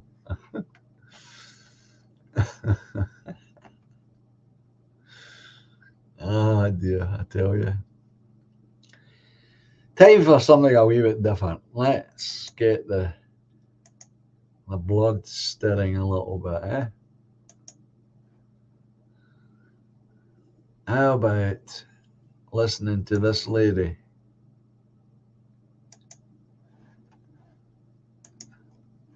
Again, it's one of these shorts, but just have a careful listen, folks. To the Honourable Lady that she is governing a great and dynamic country. It's a country that stiffens the backbone and reinforces the soul. It's the nation of Fleming, Dunlop, McAdam, Watt, Telford. It's the nation of the Argylls and Black Watch crossing the Rhine, of the Scots Guards at Tumbledown, of Shimmy Lovett's commandos securing Pegasus Bridge. The taxes sitting in the Scottish Government's accounts not being spent on education are paid for by grain farmers, not grievance farmers, by incredible communities and creatives. And the people that that elected the Honourable Lady are incredibly resourceful, and they do not match the SNP's vision of them as a nation of victims. They are a powerful force for good in the Union and the world. They march to the fife and drum, not the saddest tune played on the smallest violin. I would say to the Honourable Lady that she is governing a great and dynamic country. It's a country that stiffens the backbone and reinforces the soul. It's the nation of Fleming, Dunlop, McAdam, Watt, Telford. It's the nation of the Argylls and Black Watch crossing the Rhine, of the Scots Guards at Tumbledown, of Shimmy Lovett's commandos securing Pegasus Bridge. The taxes sitting in the Scottish Government's accounts not being spent on education are paid for by grain farmers, not grievance farmers, by incredible communities and creatives. And the people that that elected the Honourable Lady are incredibly resourceful, and they do not match the SNP's vision of them as a nation of victims. They are a powerful force for good in the Union and the world. They march to the fife and drum, not the saddest tune played on the smallest violin. So there you go. Somebody speaking officially, positively about the Scots, and by implication, the Welsh and the English and the Irish.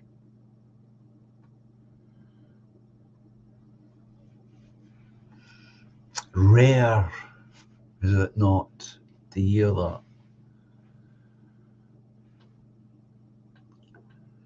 Unfortunately, not enough people will actually get to hear that. It'll be lost.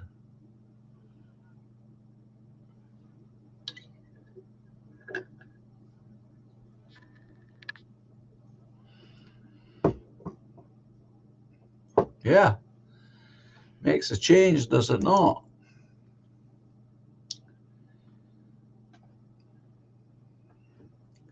I believe that was a woman from the Conservative Party that was speaking. Not 100% sure, but high expectations that I'm right.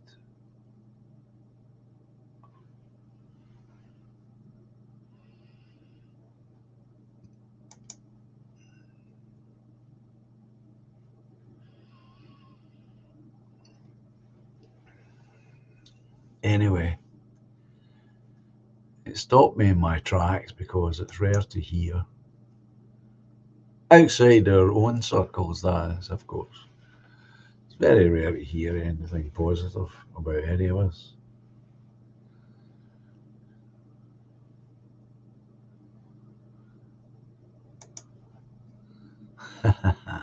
That's the spirit, Raymond. The Celtic tribes stopped the Romans. They certainly did, in their tracks. And hopefully they will confound the globalists, or confound. Of course we will. Of course we will. Speaking about that only today to someone else.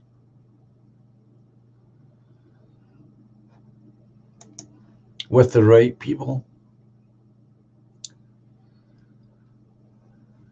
this will happen. But we must attract the right people.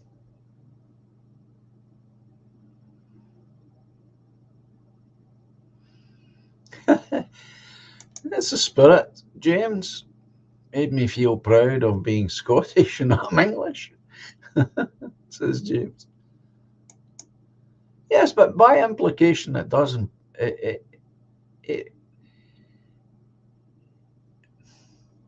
It's all of us. I mean, you just cannot escape, as some people would like, from the facts of history. How many times have I said,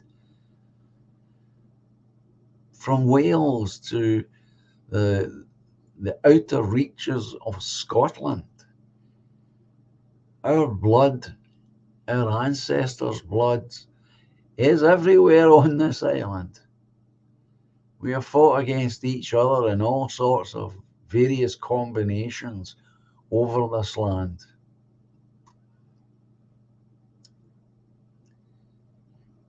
And by the other side of the history coin is all our ancestors, and only our ancestors, who put down roads and built stone buildings where they built them.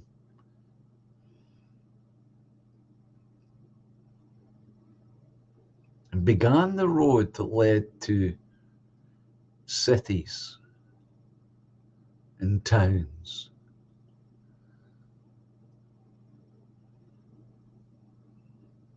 And also, it's our people who industrialized the country,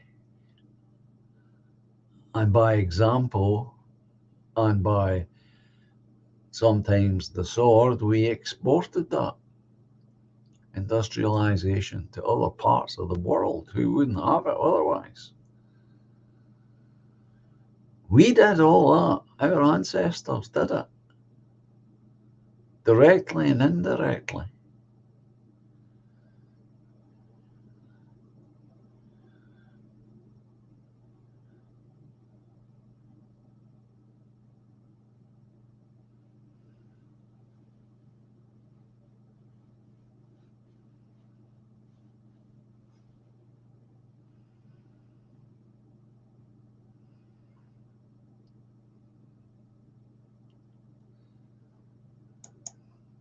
Robert is adding in, she's only trying to encourage floating Scot voters to the Tories, I fear. Well, she's playing to the audience. I mean, I do understand that.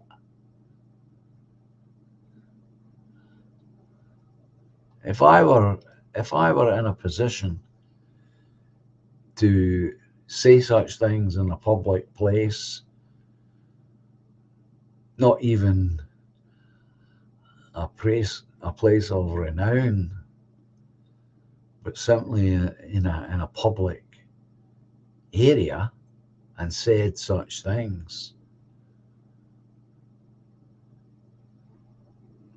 do you think everyone who heard me say it would take me at my word? Or would they be doubting Thomas's through the crowd? I expect there would be, because people have got used to hearing lies.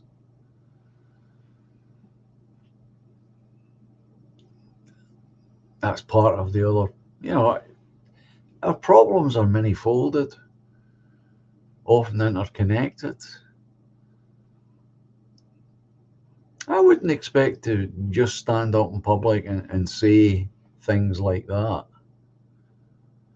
and be expected to be accepted by the audience to a man and a woman and a young person.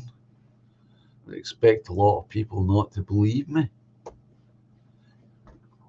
Not all of them, I would trust, but yeah, there'll be people there who wouldn't believe it because they're not used to hearing the truth.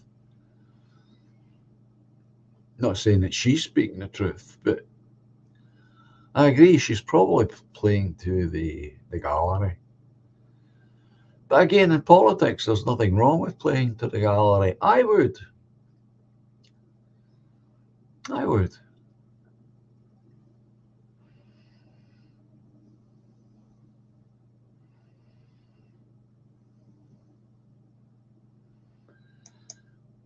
Well, that's one side of the coin, James, yeah, but being proud of being British has been watered down he says. So much over the decades. All you need now is a passport. Well, isn't that what being a dissident's all about? That should be part of our duty as dissidents. That's my feeling on the matter. We should remind people whenever we get the opportunity. Don't force a thing like that. But we should remind people what our folks have done.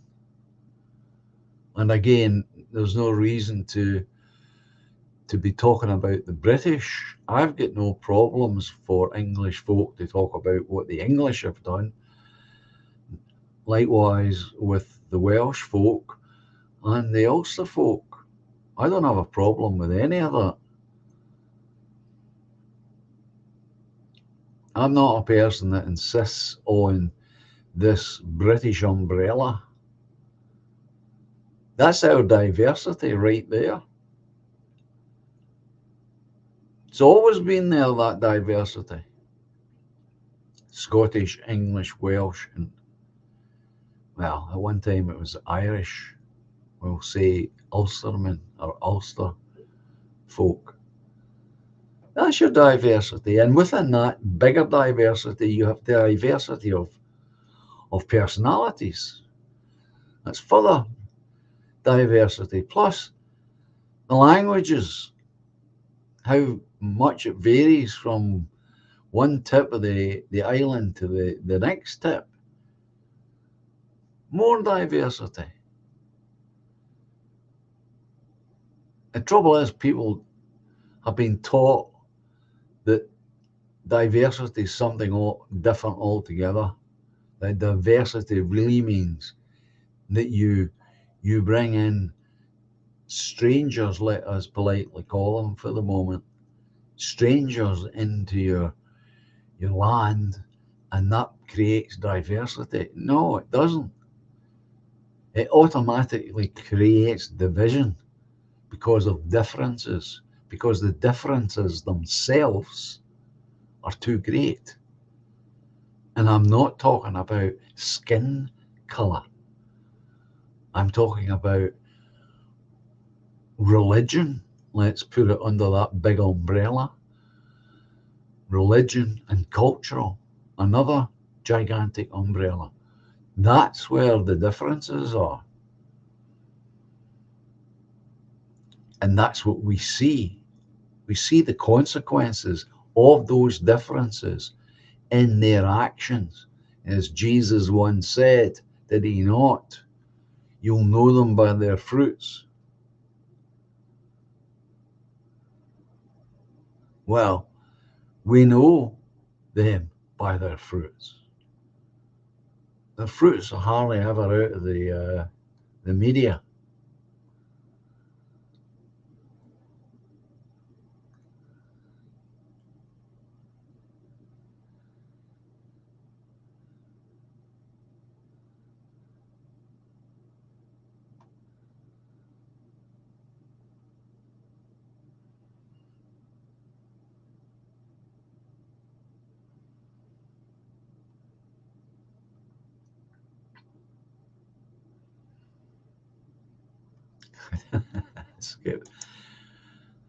There's nothing wrong in being skeptical, Duck, as well, you know. And there's nothing wrong in some cynicism either. If I was walking through Glasgow past George Square and I heard someone speak like me in the sense of philosophy and politics, I would be suspicious. How do I know he's real or she's real? We've all got that in us, and it's there for a reason.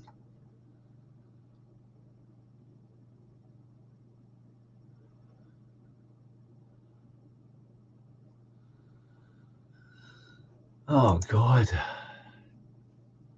Dominic. Children shouldn't go before the parents. Heartbreaking. My sister lost two daughters. Both were 23. Chantel and Chelsea.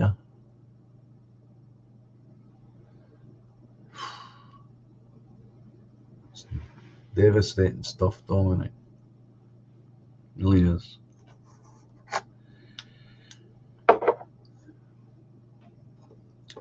Puts politics into a cocked hat, as they used to say.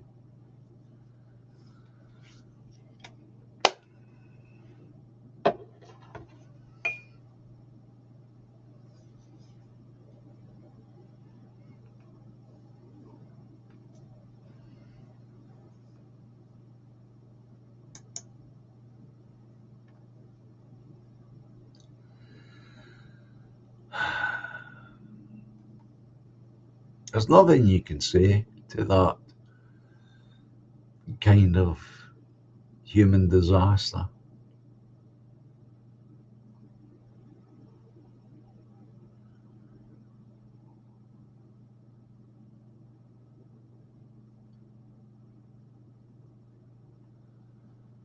Yeah, I know, Treble M, it's tough.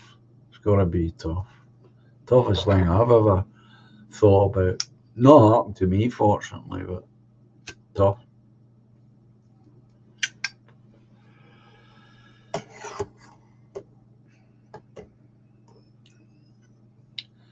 It's every parent's fear.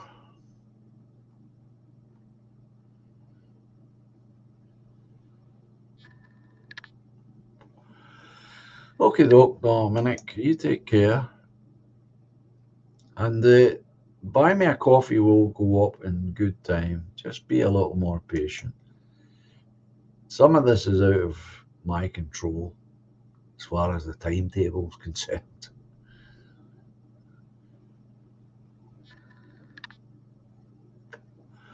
Yeah, and that's the other thing. If you shouldn't be in pain, remember that. You should not be in pain. If you're in pain, you get to the doctor and get something that takes the pain away. Insist upon it.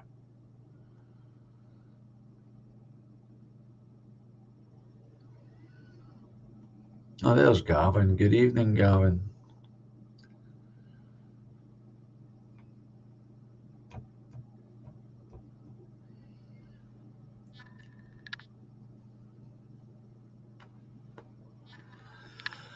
Yeah, well, we all share that sentiment, Treble M. Thanks for putting it out so well. How dreadful for your poor sister. My heartfelt, sincere condolences to her and all those that loved those girls. Beautifully put, Treble M. And I'm sure that comes from all of us, Dominic. Tragedy, awful.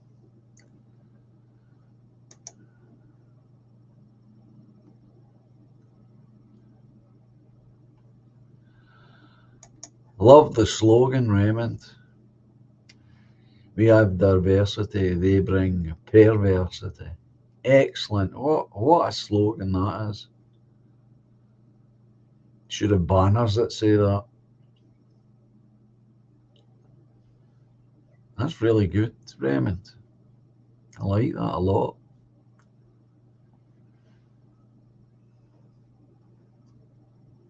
Well done, you, sir.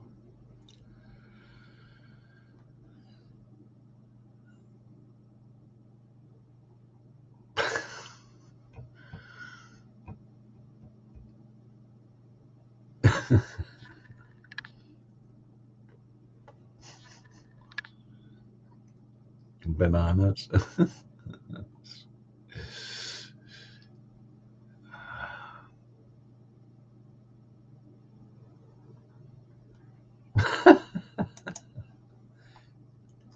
Playing on words there, James. I wish the skeptic movement would be, obviously, a little more skeptical.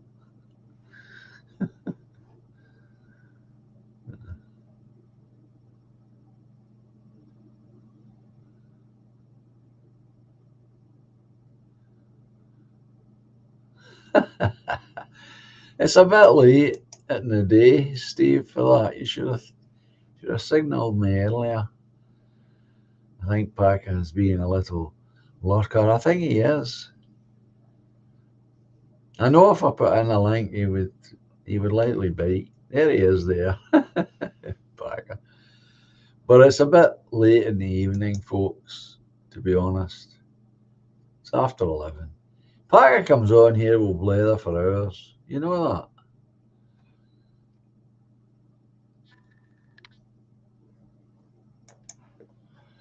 Well said, James.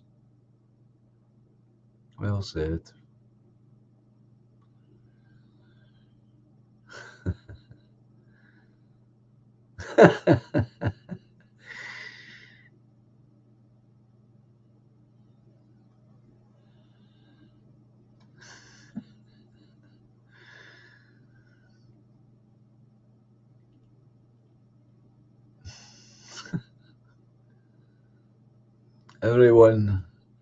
Everyone knows you, Packer. Honestly, I would have you on, but I mean, it's after 11 o'clock. You know what will happen. It'll go on forever. Not that I mind, but some folks have got deadlines in the morning. And I need to get out myself tomorrow to do things.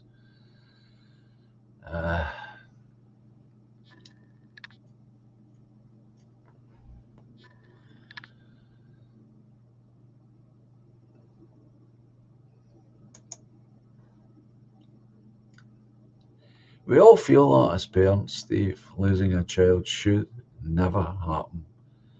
And yet it does. I should imagine it rocks you to your very core. If you've got a belief system of any kind, I'm sure it's a tremendous test of that.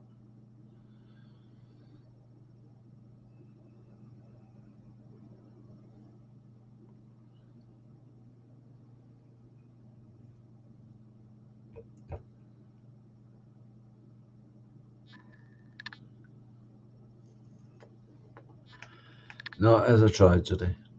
It's a tragedy.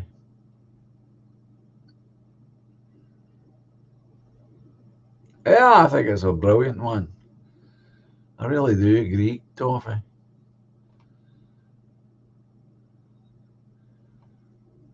Yeah. We have diversity, they bring perversity.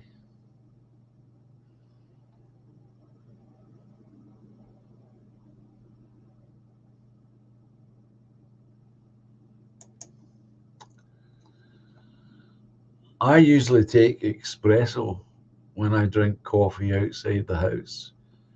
When I go to the geek retreat, that's what I'll buy.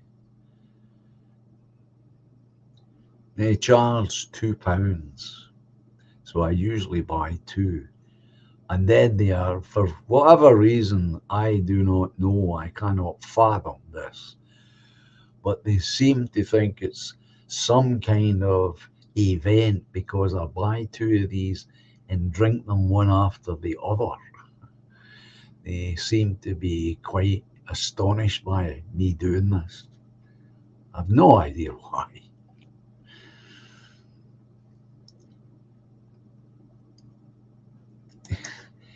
It's the voice, Amanda. Sorry, folks, I nodded off there for a while. They tell me it's the voice that does it. So it's time for me to say good night. Catch up with you all next time. Yeah, well, you sleep well, Amanda. And I notice that our friend Ian Marr is not with us tonight.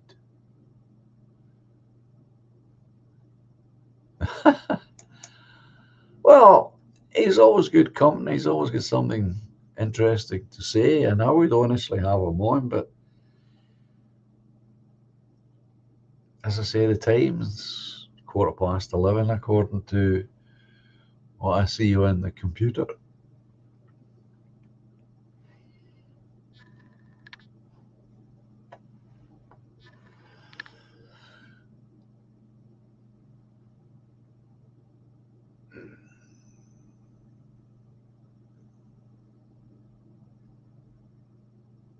Now, is that the most expensive one? I don't know what the prices of the other coffees in that place are. I just buy the espresso. Well, when I go in, I order two small coffees, please. And that seems to amuse them no end.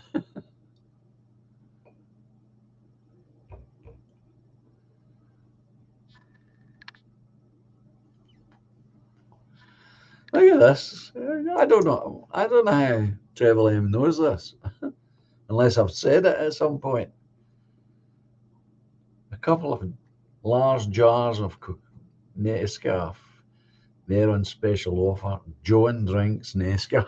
I don't know how she knows that. I must have said it at some point.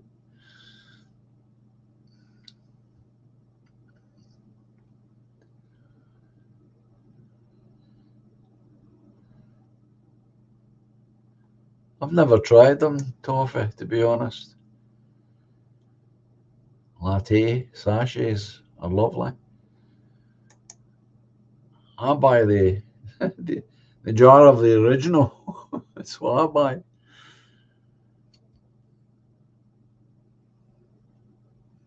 Cyber coffee.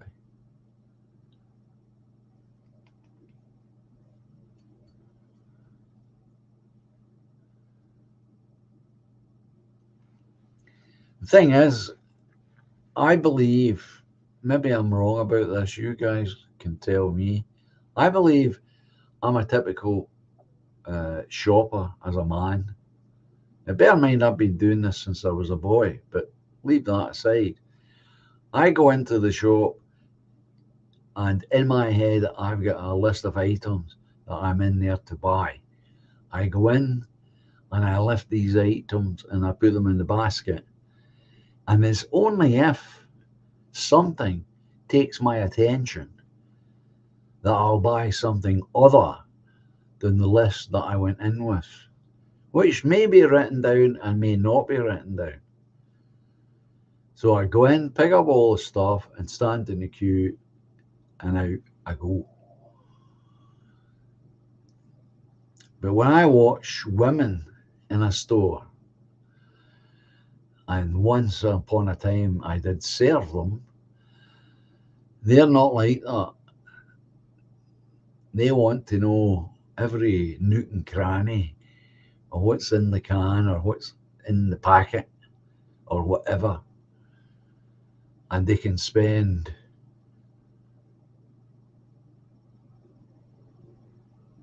mountains of time going round.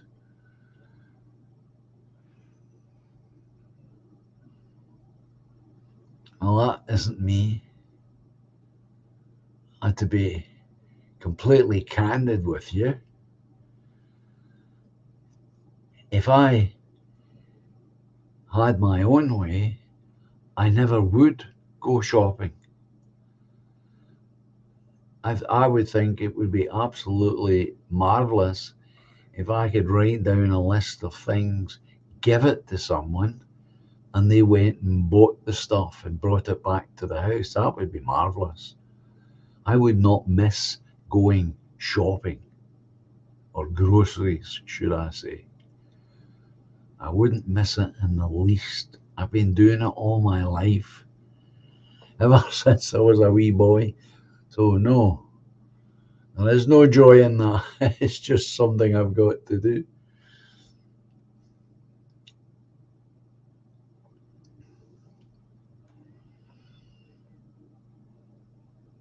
So,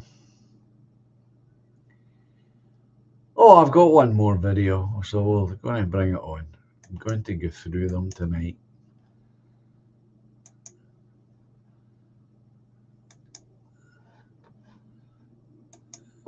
This is another really good one if you haven't seen it. And as always with these shorts, I'll let them play twice. Threats to Black individuals in the United States. There have been multiple shootings recently within the last 10 years, and there have been an increase of violence against Black people. And I wanted to know if you think that that's a national security issue and how you would address that. Yeah, I think it's a national security issue right here in the South Side of Chicago, where you have a combat zone going on, and that's Black on Black crime. Have you ever heard of Margaret Sanger? Margaret Sanger and the organization that she founded since 1973, almost 17 million unborn Black babies have been murdered by that organization. The fact that the United States government gives $568.7 million to an organization that was founded by a white supremacist, a racist, a person that referred to Blacks as undesirables and weeds, I would join forces with you in a heartbeat to say that we need to cut off funding to an organization like that called Planned Parenthood. I mean, I think Antifa is also a domestic terrorist organization. I mean, look at what they have done at certain colleges and universities to prevent people from going out there and freely speaking. The KKK and white nationalists are threats to Black individuals in the United States. There have been multiple shootings recently within the last 10 years, and there have been an increase of violence against Black people. And I wanted to know if you think that that's a national security issue and how you would address that. Yeah, I think it's a national security issue right here in the South Side of Chicago, where you have a combat zone going on, and that's Black on Black crime. Have you ever heard of Margaret Sanger? Margaret Sanger and the organization that she founded since 1973, almost 17 million unborn Black babies have been murdered by that organization. The fact that the United States government gives $568.7 million to an organization that was founded by a white supremacist, a racist, a person that referred to Blacks as undesirables and weeds, I would join forces with you in a heartbeat to say that we need to cut off funding to an organization like that called Planned Parenthood. I mean, I think Antifa is also a domestic terrorist organization. I mean, look at what they have done at certain colleges and universities to prevent people from going out there and freely speaking. The KKK and white nationalists are threats to Black individuals in the United States. There have been multiple shootings recently within the last 10 years, and there have been an increase of violence against Black people.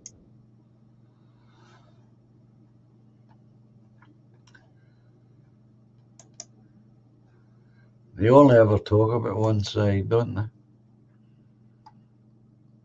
They don't even see their own inbuilt bias, and yet they accuse everyone else of being ignorant to theirs.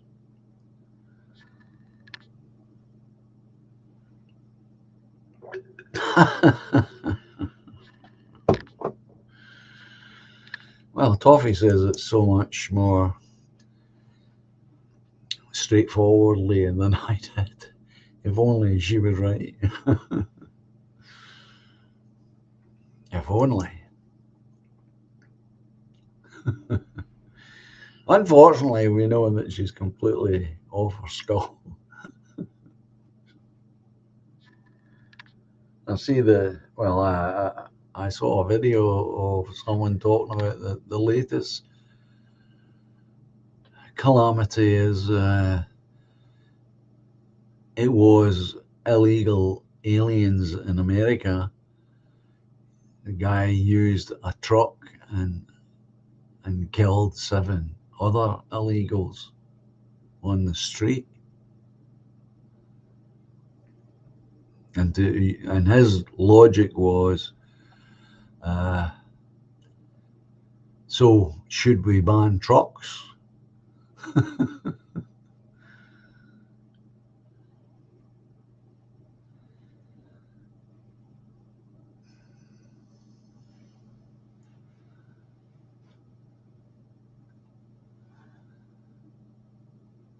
Well, that's the point. That's the point, Calvin. That's just the point. That's the point the man was making. And the stats prove prove that what you're saying is actually a statistical fact, and it is. Black people kill more Black people than anybody else kills Black people. Like stuck.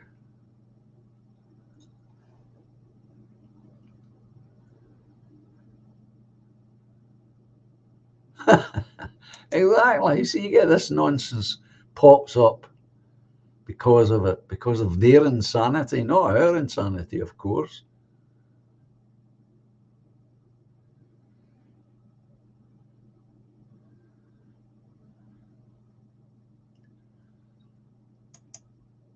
You could say that about anything if you think about it, right?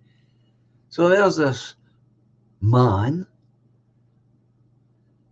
Let's assume that he was Caucasian. He's got a 4x2, 5 foot long log of oak, and he's clubbing people to death on the street or in Walmart. So does that mean we should ban selling timber?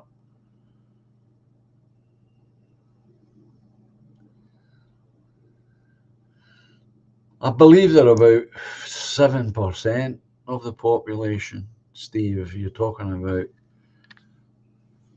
the black population in the US. I think it's pretty insignificant.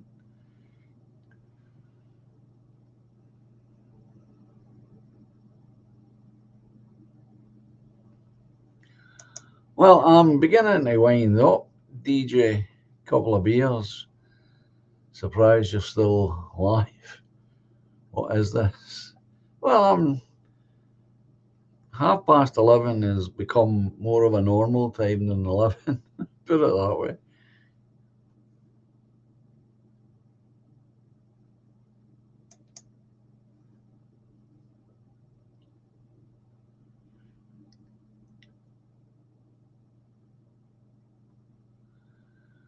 Well, that's without doubt, Raymond. It's a border invasion of biblical proportions in the US. It definitely is. It's totally insane.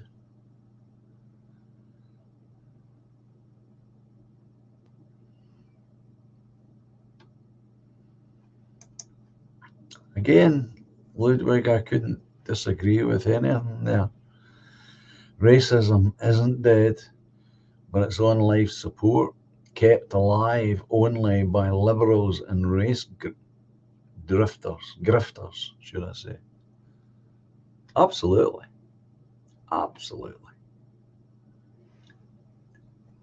As I said,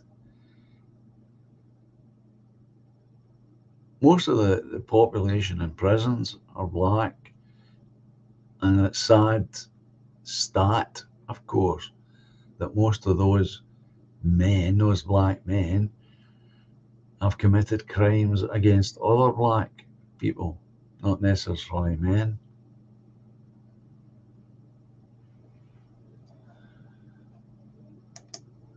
And that was not always the case, by the way. I'm sure you all realize that. It was not all the case. Is it 13%, you think?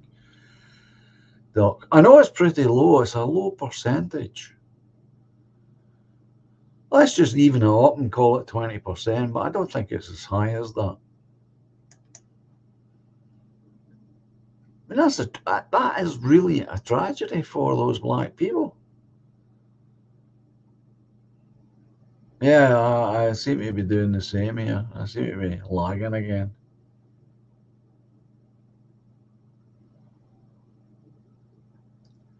We see, this is the point. That's why I asked for the 11, because I always drifted past the 11. If I set it at 11:30, I'll just drift past the 11:30 a lot.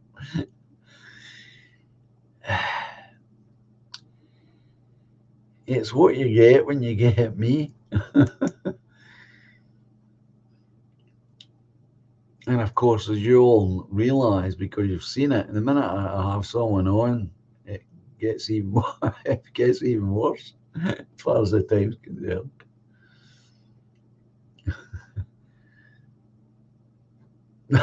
There's Triple M at it as well. Fine. I mean, I did ask for reminders. 11:30, she's reminding me.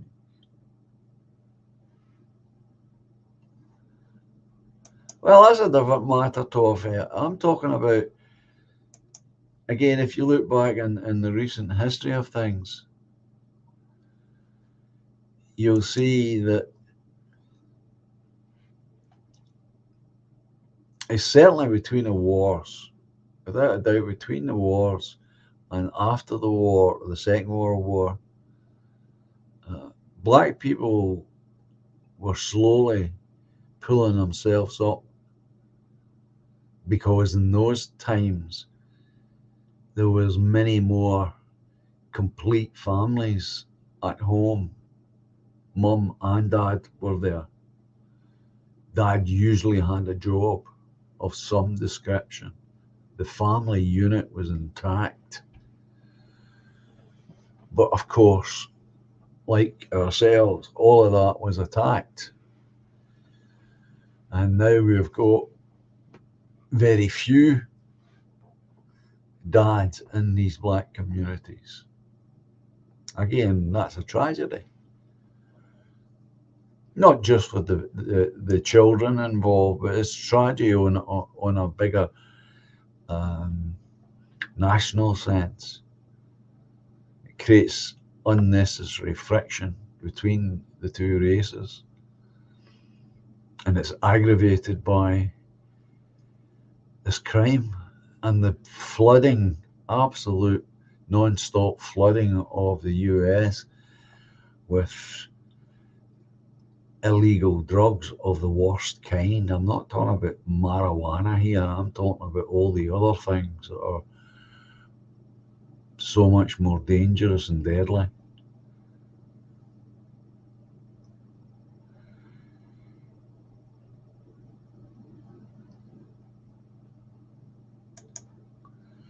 James is adding, blacks had stronger families than whites, but the civil rights movement put a stop to that. There you go. And you heard that man give out the figure whenever that took place. 17 million babies. 17 million.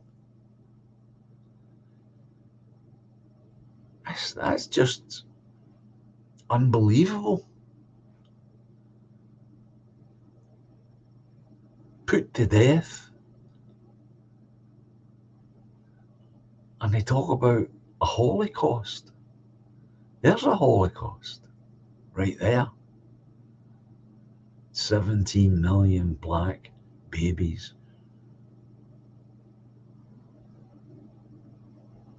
are being murdered in the womb. And now it's possible to do the same outside the womb.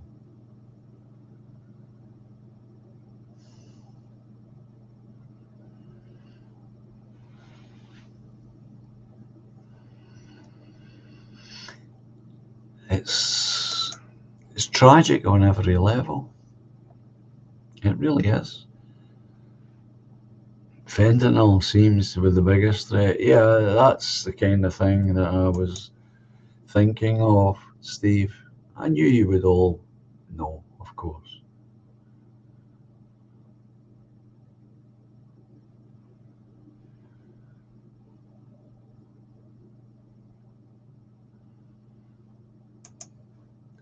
Let me just hang on to that one, Ludwig. The Bush family flooding the US cities with crack with help from the Clintons, says Ludwig, and their crime bill, co-written by Biden, went a long way to ruin certain communities. I have no doubt you're correct, Ludwig.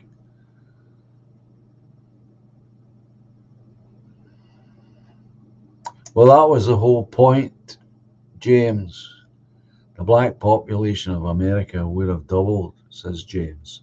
And that was the whole point, to make sure that it didn't. It's a clear-cut case, in my opinion, for the targeted genocide of a particular people. Well, that's why I'm repeating it, that when I first heard the man say it, my immediate thought was, there's a real Holocaust there. But they're in a similar position to ourselves. They have no real voice.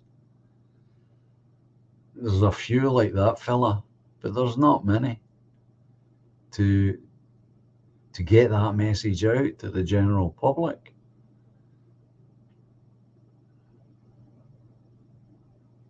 It's almost beyond words. Really is. 17 million babies are murdered.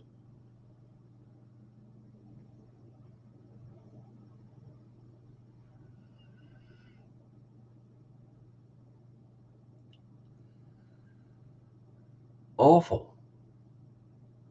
Absolutely awful.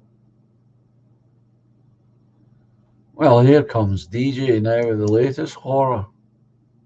Here's more horror if you need any more. That's 137, no, 13,758 abortions in Scotland. 2021 to 2022 not released, I think.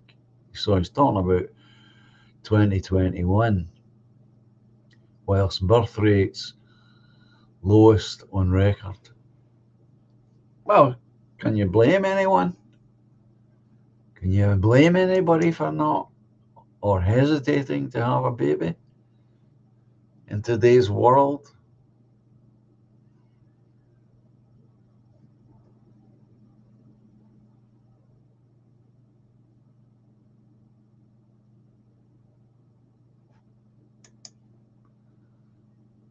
You best listen to Rory with not using the H word.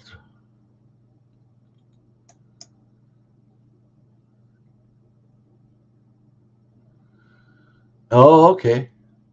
Okay, Rory. I wasn't sure what Treble M was trying to tell me. I see your comment. I get it. Right, okay. But you know, I'm speaking the truth. This is what we're talking about here. This is what we're looking at.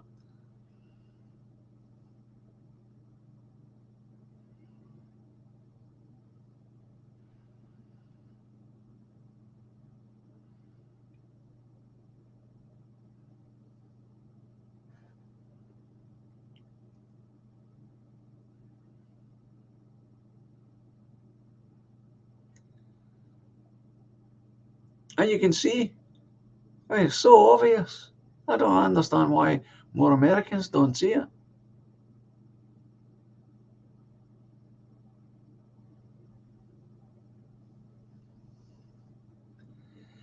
It's just disgraceful. All right, I'm way past my time, so as always, folks, I'm way past my time.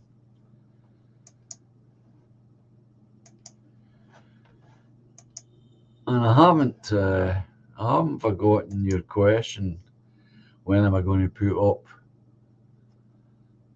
the Buy Me a Coffee Skywalker? But until I get these things in the background sorted, done and dusted, so to speak, I'm keeping it off because I don't want people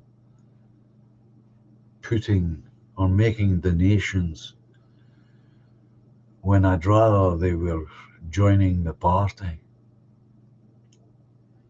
I don't mind the donation. They've been really great, and I'm always flabbergasted that people make them, and I do appreciate every last one of them.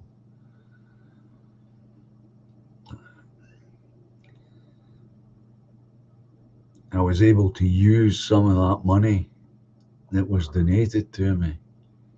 I was able to get the house a new washing machine because the one we had broke down the week between Christmas and New Year. When else would it happen?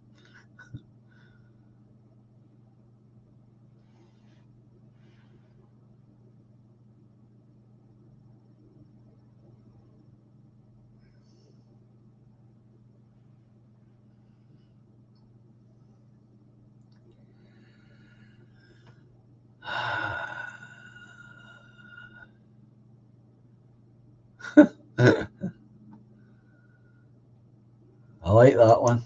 That's a good one. I like that, mannequin. Did you hear the one, Nicola Sturgeon's autobiography, Mein Kampf?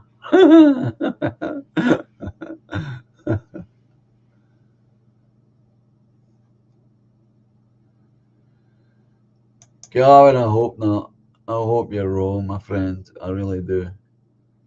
From the little I know about this thing, it is absolutely deadly. So I hope you're wrong. I really do.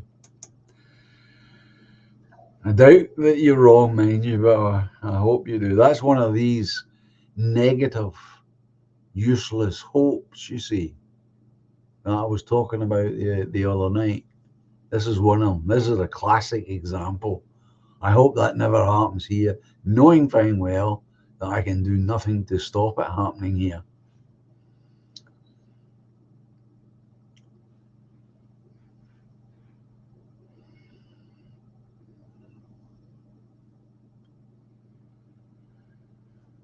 Oh gosh, James, you're right. Of course they don't care. Of course they don't care. Never did. To reduce the population is the plan. They can't have too many folk in the new 15-minute city. Oh, that'll all be carefully enumerated. You can bet your boots on that one. Exactly how many people is required.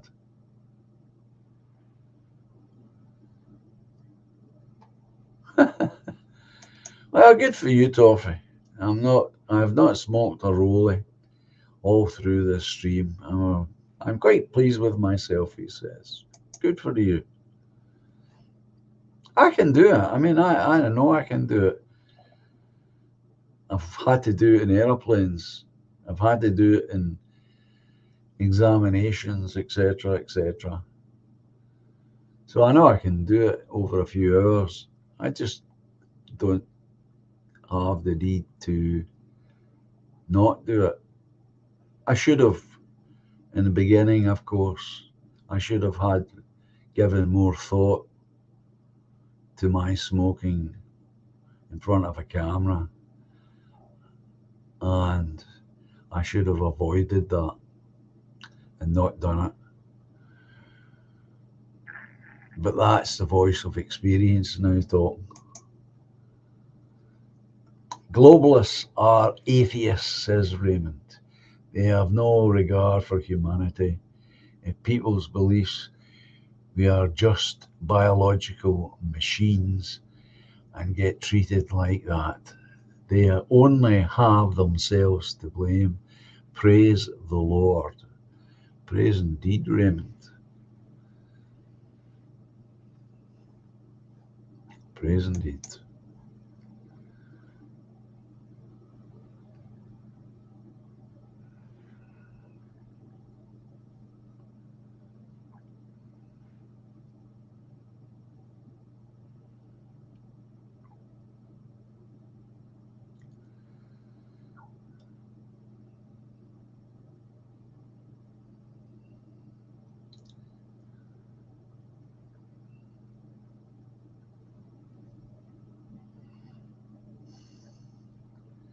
Anyway, we have got the music on.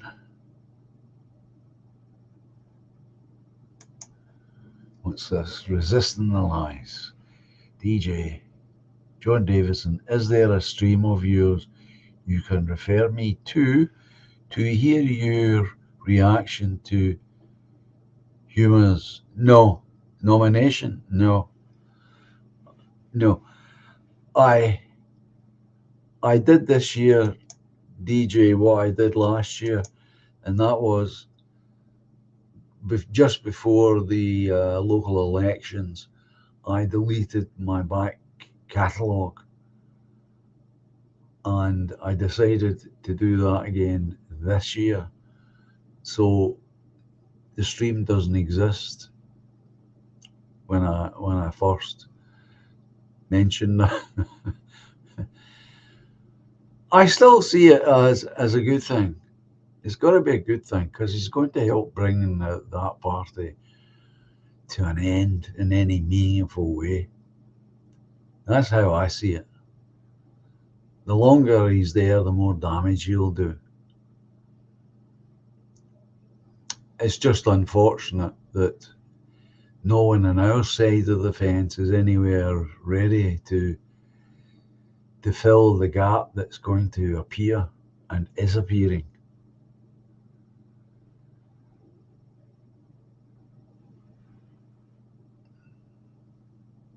That's a tragedy that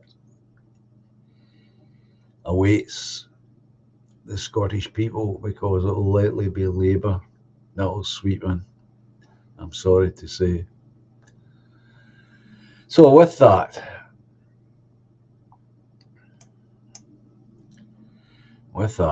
I shall say, as I always do, adios, au revoir, cheerio, and until tomorrow night at 9 o'clock. Goodbye for now. And we might even have Packet on tomorrow night. You never know. I'll start up the music. And I'll go and send an email. So enjoy the music, folks. Silently the snow falls, paints a winter scene, swiftly spreads the dark rim, hides a fading autumn green. Moonbeams brush the dark wood, conjure friendships dear to me. Lightly now the breeze flows, disturbing more than just the leaves. But life's much more than we can know. We are one small glow in the eternal flow. Patiently the love grows, lifts the weary heart. Gently now she holds me, melts two worlds once apart. Moonbeams brush the dark wood, usher dreams of you and me. Softly then the breeze blows, disturbing more than just the trees. All together, man. But love's much more, So much more than we can know. than we can ever possibly know. We are one small glow, An important glow in the eternal flow. Melodies of long ago, songs of innocence, harmonies to soothe the soul, has some consequence. Moonbeams brush the dark wood, awakening joys of you and me. Silently the snow falls, bringing winter symphony. all together now. But we're much more, So much more than we can know. than we could ever possibly know. We are one small glow in the eternal flow. But life's much more than we can know. We are one small glow in the eternal flow.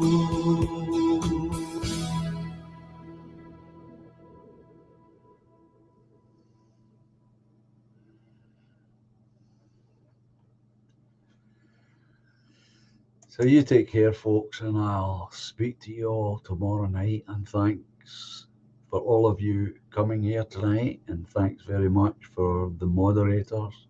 As always, speak to you soon. Take care.